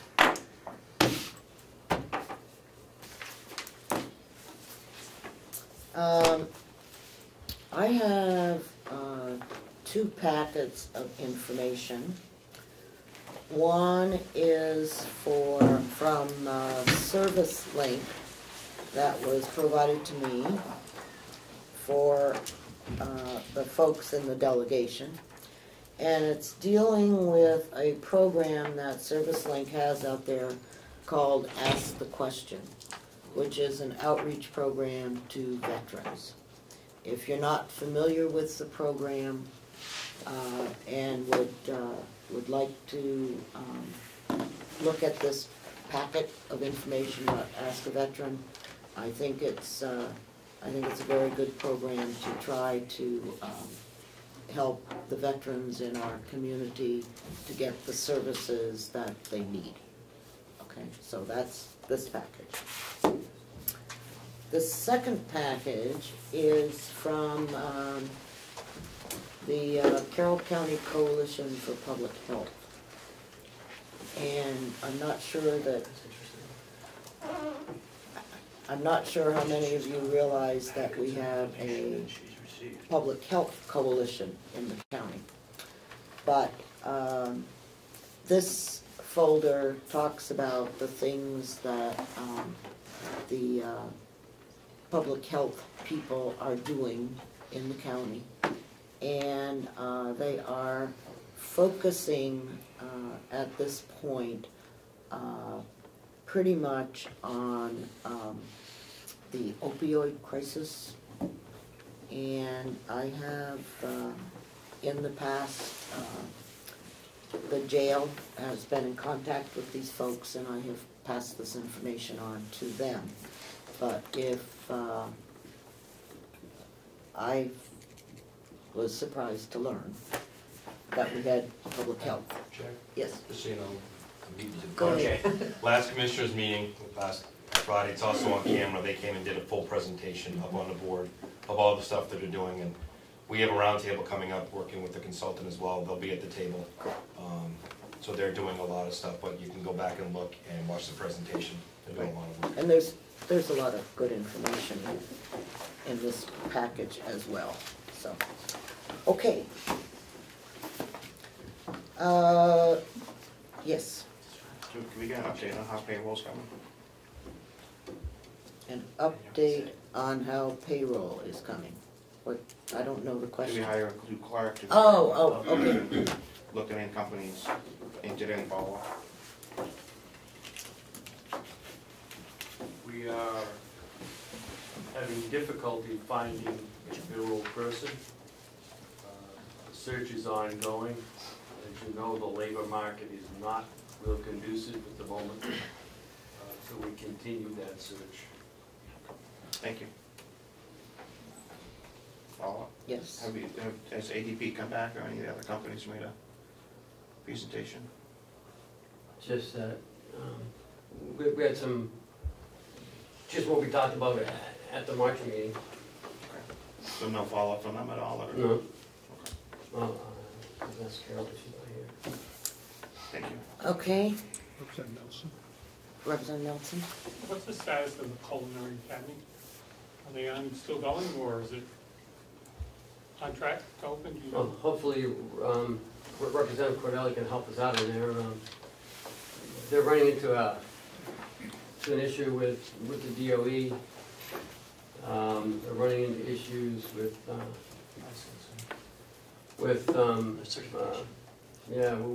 their certification. One hinges on the other, and they have to come up with a $100,000 bond. Representative Cordelli was here last Friday, and he volunteered to help them. So hopefully, he can help introduce them to some people that may help with the process. They come to the board for help with some grants. What else? That's about it, I guess. So right now, we won't know for the next few weeks. Like one grant hinges on a June 11th date. But in order for them to get grants, they have to have their licensing. And in order to have licensing, they have to have a $100,000 bond. And okay. That so is it's like a cat chasing its that's tail. really outside of our purview. The short answer is they're progressing, but they're in a little bit of a conundrum right now, trying to get this bond put together to get their certification. Hopefully they can get that straight going. Representative Ablin? Have they started work on the building or any? So it's just, this is all just paperwork? No, they've done some work. Oh, they have, okay. I thought they hadn't done anything. No, they did some cleaning and some tearing up the shell. Okay. I have a couple of other things that we do have, based on the performance audit, several new internal control policies that that have been prepared. I'm not sure whether or not they've all been approved by the commissioners or not, but they are available in the administrator's office. There's one on this is internal control standards guide for department heads. We've got a policy on payroll, a policy on accounts payable, and a policy on cash receipts and deposits. So these are things that came out of our performance audit.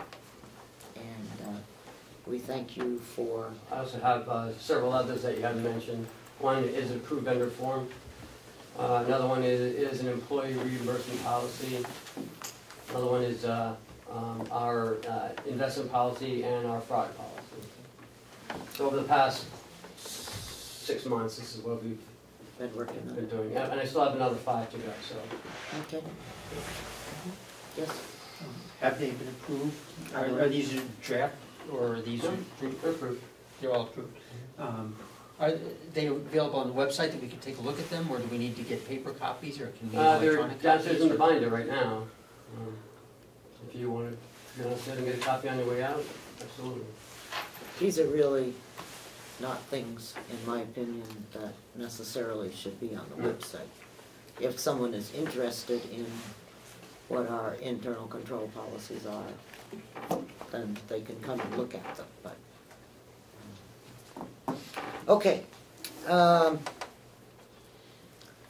Public comment. Yes. Oh, Jason, you're not public. No.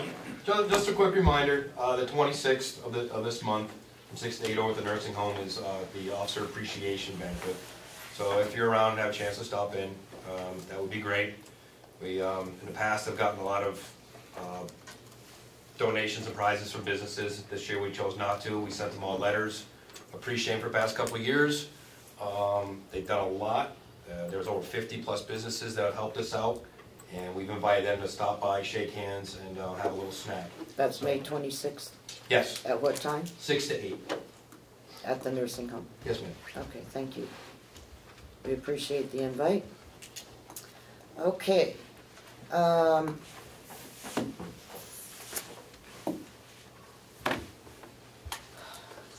there any other public comments? Okay, seeing none, I'll close the public comments session. Before I lose my partner in crime, we need to go into a non-public session. And so the people that can stay are the delegation members, the county administrator, and the commissioners. Are we going to convention first? No, because we'll have to approve this in convention. Okay. So, and Melissa, you can, but we will do none. We're going into non-public. Okay. So if you would turn. We need to vote to go into non. Well, we need to get the people out of here that don't need to be in here. Madam Chair, you have to go through the process. I will. You make the vote first. We have to vote first in public. Just a minute. Okay. I move that we go into non-public under RSA 91A: 32E. Consideration or negotiation of pending claim or litigation. Do I have a second? Okay. This needs to be a roll call vote to go into non-public. Representative Ticehurst? Yes. State your name and say yes. Oh, Representative Avalon, yes. McConkey, yes. Umberger, yes. Representative Comeau, yes. Parker, yes. Representative Cordell, yes. Nelson, yes. Okay, thank you. So, could I have a motion to seal the minutes, please? So moved. Madam Chair, may we have a date on For that? how long? Seal until Tell me what day you want. 5 years. I don't know. Okay. The matter is adjudicated. Until the matter, I don't know. That's what the RSA says. It is So it's- Oh, until the matter is adjudicated. Yes. All right. Okay, do I have a second? Second. Thank you. All those in favor? Sealing minutes? Aye. Shouldn't that be roll call? No, it doesn't, this That doesn't. just has to be 2/3 vote. Okay. What was it? I didn't catch the vote. All but Parker. All but Parker. 7-1. Okay, 7-1, okay. I'll rabble rouser today. So, for the public, out of the, non-public meeting, the following motion was approved. To transfer $100,000 from the undesignated fund balance to the legal line number 4102.003 for the sole purpose of settling a legal claim. Thank you. So, now I'll take a motion to, Move to go to convention, Madam Chairman. okay. Okay. I think we have, 3 motions, right? Okay, the first was to ratify the salaries of the elected officials, treasurer 5557, attorney at 72,932, sheriff at 63,018, registrar at 50,000, and commissioners at 9,500. I'm sorry, Madam Chair, but I voted yes on some of those and no on another. Okay, So, you want to do them one at a time? Okay, treasurer. All those in favor? Opposed? All right. Attorney, 72,932, ratify. I guess we should have a second on each of those. Second. Okay, thank you. Sheriff at 63,018. Second. Thank you. All in favor? Registrar at 50,000. Second? Second. Okay, thank you. All in favor? Opposed? 2, 3? 5 to 3? Yes. Commissioners at 95. All, second? Second. Thank you. All those in favor? 1, 2, 3, 4, 5, 6, 7, 8. 5,000? All right. Yeah, 9,500. Oh. Okay. I couldn't quite hear. Yeah. You gotta pay for your roof somewhere else. Yeah, the next motion was to strongly request that the Commissioner Office to provide the delegation with a quarterly report on bad debt and recovery matrix at future meetings. Okay, could I have a motion? So moved. Second? Second. All right, all in favor? Opposed? I'm going to go on that one this time. All right. 1, transfer of $100,000 from the undesignated fund balance to the legal line for the sole purpose of settling a legal claim. All those in favor? Second. Okay. Opposed? Thank you. And to seal the minutes of our non-public session until the case is adjudicated. All those in favor? Fratelli with the second. Okay. Any opposed? All right, could I have a motion to? So moved to come out of convention. Okay. All those in favor? Opposed? All right. The next meeting will be sometime in early August. Not exactly sure when, but as soon as the next quarterlies are completed, which is, should be in 30 June. So that'll give them, you know, Into August. maybe we can get, For that, maybe we can get something the next, in August. the next quarterly meeting is gonna have to be near the end of August. What? No, I'm sorry, end of July. End of July. Okay? That's right. I So, apologize. yes. Is it possible to set a meeting now, because we had some members who weren't able to make it because we didn't have enough notice? The other thing is, I know dates. The problem is that I don't think we'll know until the folks tell me that they're ready. Or at least not have it on the 7th, 8th, 9th, and 10th. Okay? And the only people that I heard from were Bucco, Chandler, and McCarthy. So, well, they didn't tell me. So, I mean, if they don't tell me, I don't know. Okay. Could I have a motion to adjourn? Yes. moved. Thank you. All in favor? Aye.